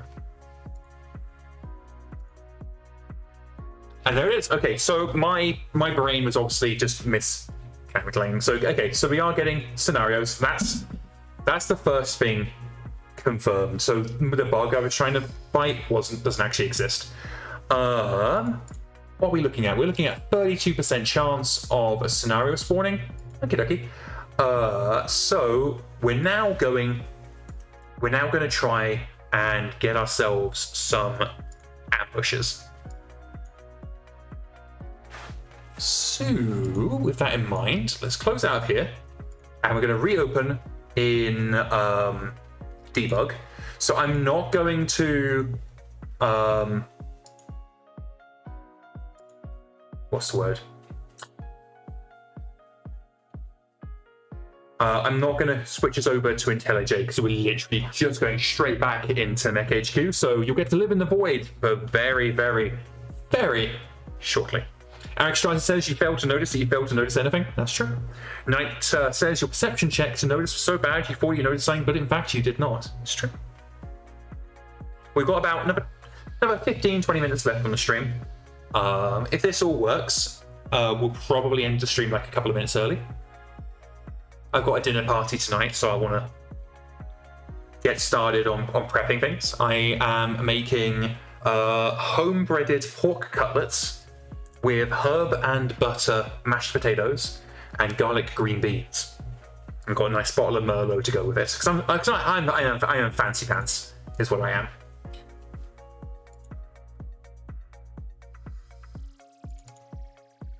Okay, so we know that, so we know that the bug we were checking out a minute ago doesn't actually exist, and I was just imagining things, which is the kind of bug that you like.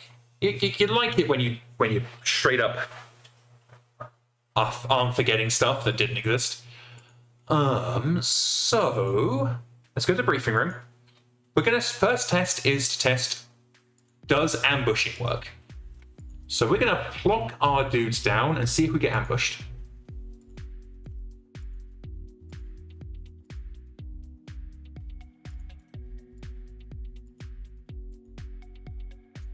Okay, we didn't. Okay, so it looks like a scenario has popped up. Heading over to IntelliJ.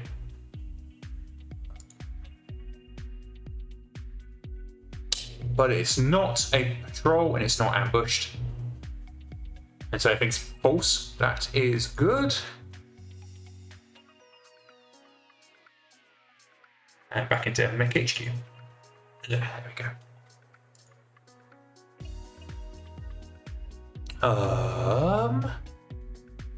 At this point, we're going to go back into the briefing room and we're going to change the intensity down to 0.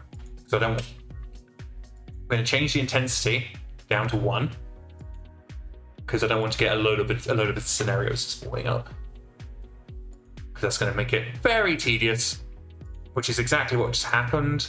Let's just skip past all this. I'm not going back to IntelliJ because I'm just clicking go to next on the breakpoints. Oh, there's another scenario popped up. Whoopsie-doodles. Don't care, go away.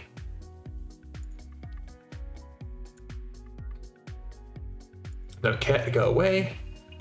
Ah, so Charlie actually got a random scenario on top of them, and it did trigger as an enveloped scenario, but I was dumb and skipped past it, so we need that to happen again.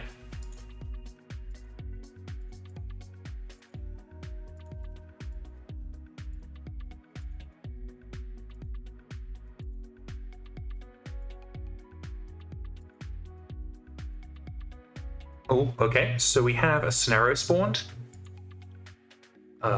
It's not patrol, it's not an ambush. And it's not bungled. So that's not really of anything interest to us. Continue as ordered. Oh, got an official challenge. That's nice.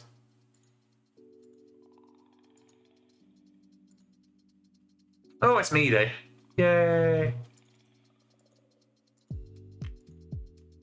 So again, anybody who's just joining us, what we're trying to do is get ourselves ambushed. And if you are just joining us, or if you've been listening for a while and are enjoying what we do here, please consider hitting the follow so you can be notified of when we go live. And if you're feeling particularly spicy, please consider hitting the subscribe button so that we can get a new computer a little bit faster.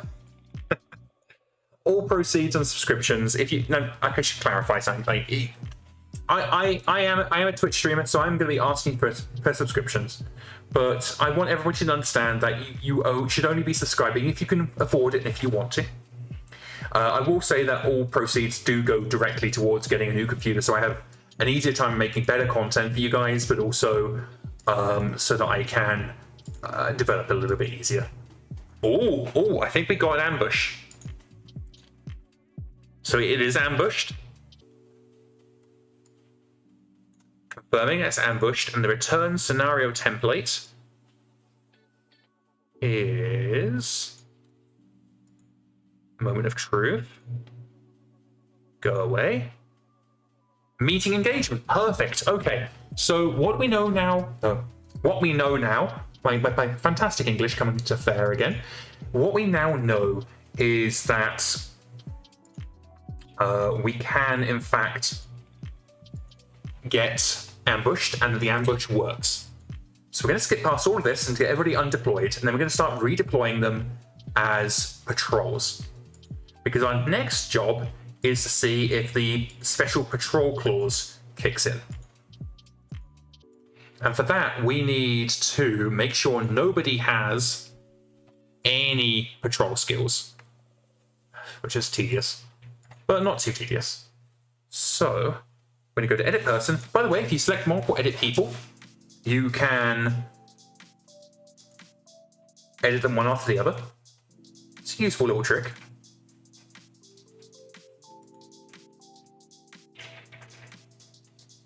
Just checking for scouting skills.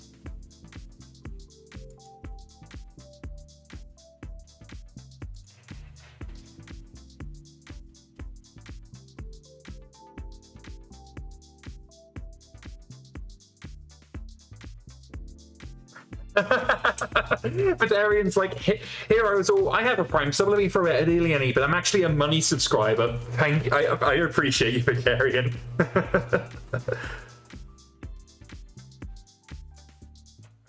God, come back, thank you. Any more? I will say scouting skills are far too rare. When we get the advanced character builder, which will be coming after the contract rewrite, I suspect, we are going to definitely improve things like getting people to spawn with actual scouting skills. So, it works first time. It works first time, every time, 10% of the time. So, we are a patrol. So it's, oh, interesting, it's considering us to have not been ambushed. Okay. So it's not a bungled patrol. Does that mean it appeared next to us? It did. Damn it, someone passed their skill check. Who passed the skill check? Tracking. Ah, Charlie. Get rid of your tracking. I thought I got rid of that. Bugger off you. Get out of here. We don't want any successful scouting from you.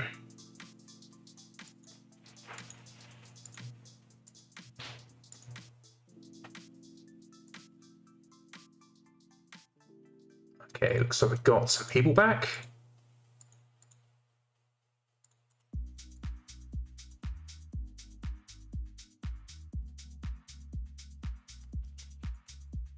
Ashbazi says, I have an RFE all ready for scouting skills. Perception and communications, for example, are superior to the others because of a lower base roll. It's like giving a plus for a free. I'm not that fussed, honestly. The ACB, the Advanced Character Builder, will work a little bit better there. Stop! Fucking get yourself ambushed, you lazy dicks!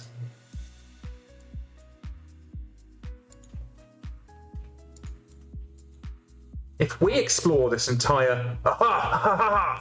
Have we been ambushed? Is a patrol? Is ambush? God damn, it's false.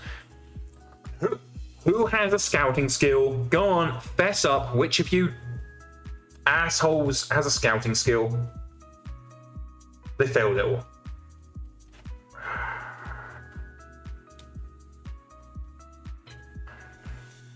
Whatever.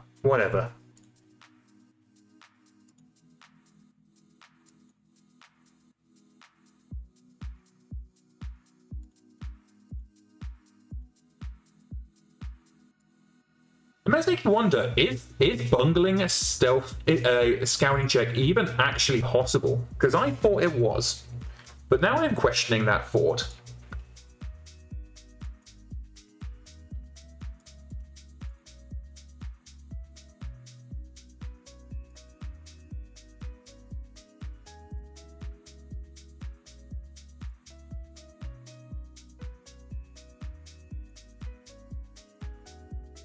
Actually, it says I've never actually seen a critical failure on scouting. Yeah.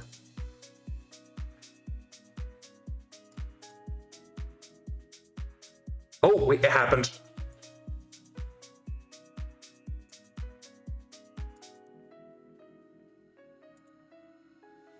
There we go.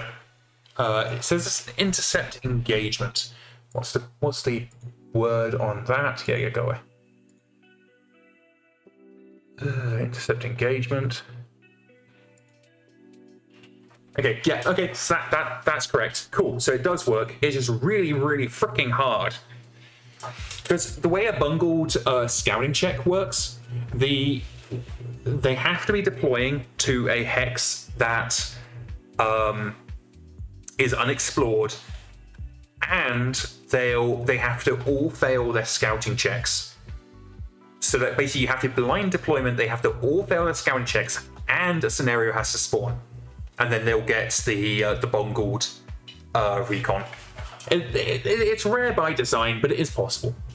Yay! It works, it works. I can end the stream on time because the new feature doesn't break. Radar says, so that's why I don't get bungled anymore. I do pathfinding recon. Yeah. So the whole recon thing is you are meant to be punished for blind recon. You really are meant to deploy your recon force to an already scouted hex, and then that scouts the next bunch of hexes, and you kind of just walk around.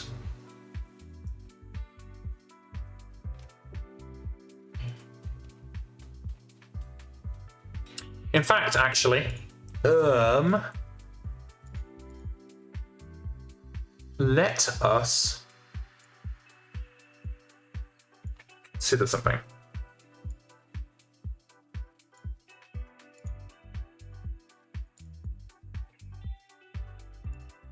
How are we determining these chords? I have a sneaky suspicion that we might be able to wrangle something here a little bit.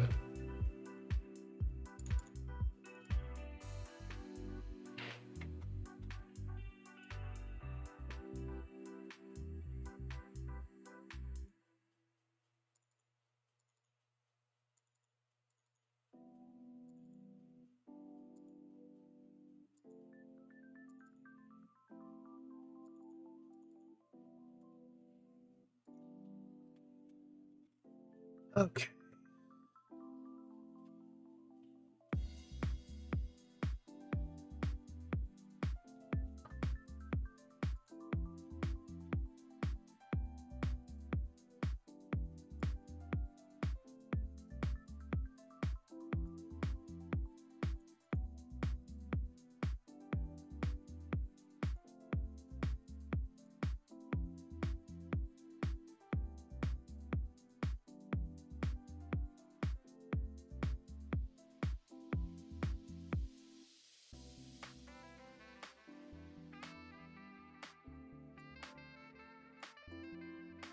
Fuck it. We'll leave it as is, just for the sake of me not having to complicate this even further. Scenario generation now accounts for being ambushed and bungling scouting drones. Sorted.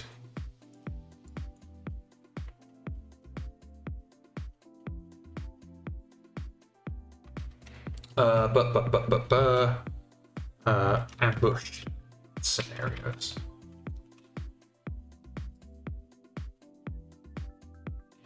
And I'm going to stick around long enough to write up the PRs for this. So again, if you are enjoying the episode and you want to support the channel, please consider hitting the follow button. If you're on YouTube, hit the subscribe button, hit the bell. Consider joining us over on Twitch so you can interact with me live and get the full experience. A reminder that we will not be having a live development stream tomorrow, but we will be having a slightly longer Scrotorious Bastards. So expect Scrotorious Bastards to start an hour earlier than it does normally. If you go onto the IllianiDev Discord and check the polls, you can see you can see the current start time and the proposed early start time, and it will be automatically adjusted to your time zone. There's also a poll as to whether or not that becomes a permanent feature, so definitely get involved. We successfully did our community operation So we will be getting Mr. Krabs a Goliath tomorrow during the stream. So definitely, if you have opinions on what Goliath we should get, you should head to the Discord. If you have had a particularly good time and you wish to support the channel even more than following, then you can subscribe if you want. You will get a bunch of extra emotes, but otherwise, you know, it is what it is. Stratcon, let's go over to Safari. So,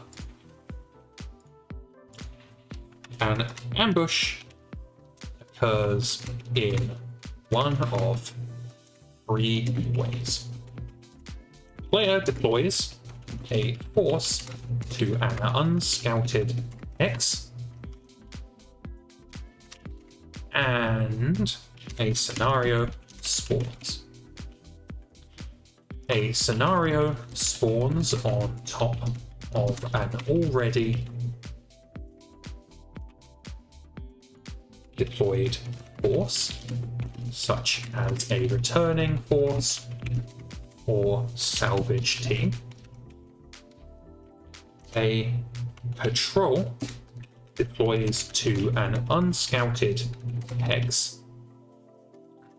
Oh god, what the hell did I do there? Ooh, come back. A bungled patrol is a special kind of ambush. A bungled patrol occurs in only one way.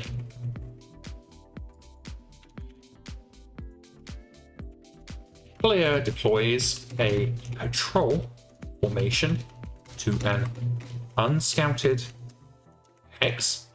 A scenario spawns, and there are no adjacent unscouted hexes. As of this PR, in the event of an ambush or bungled patrol,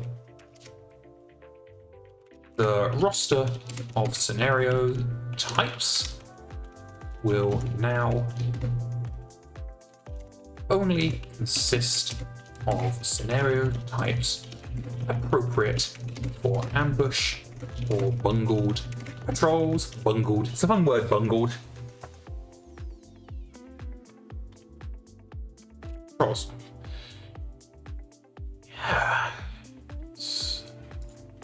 Which you need to add an important, essential scenarios are pre-placed. In the event an essential scenario is landed on via a normal ambush, by a deploying force, by a force deploying blind, it will not be re-rolled as an ambush scenario. The player just have to make do.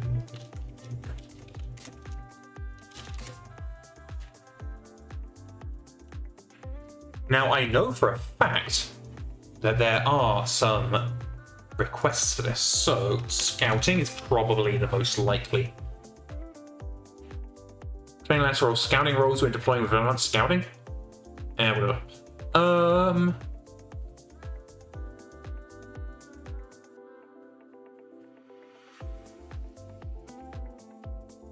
What about recon?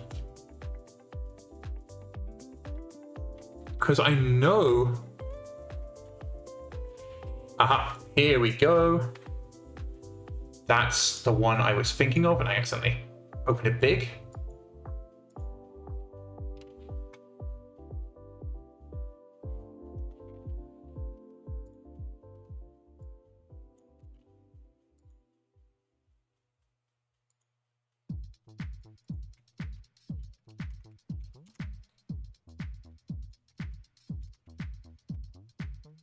Ching, and there we go. And then we head over to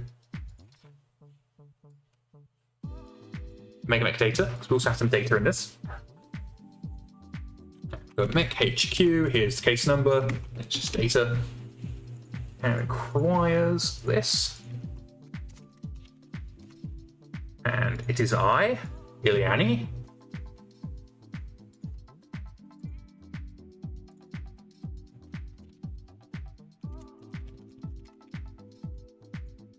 There we go. I'm actually really, really excited. This is actually really cool and works well with the 27, 28, 29 now, the 29 new scenarios that we've added in 51.01. So I'm really, really excited for this one. This has potential to be a lot of fun.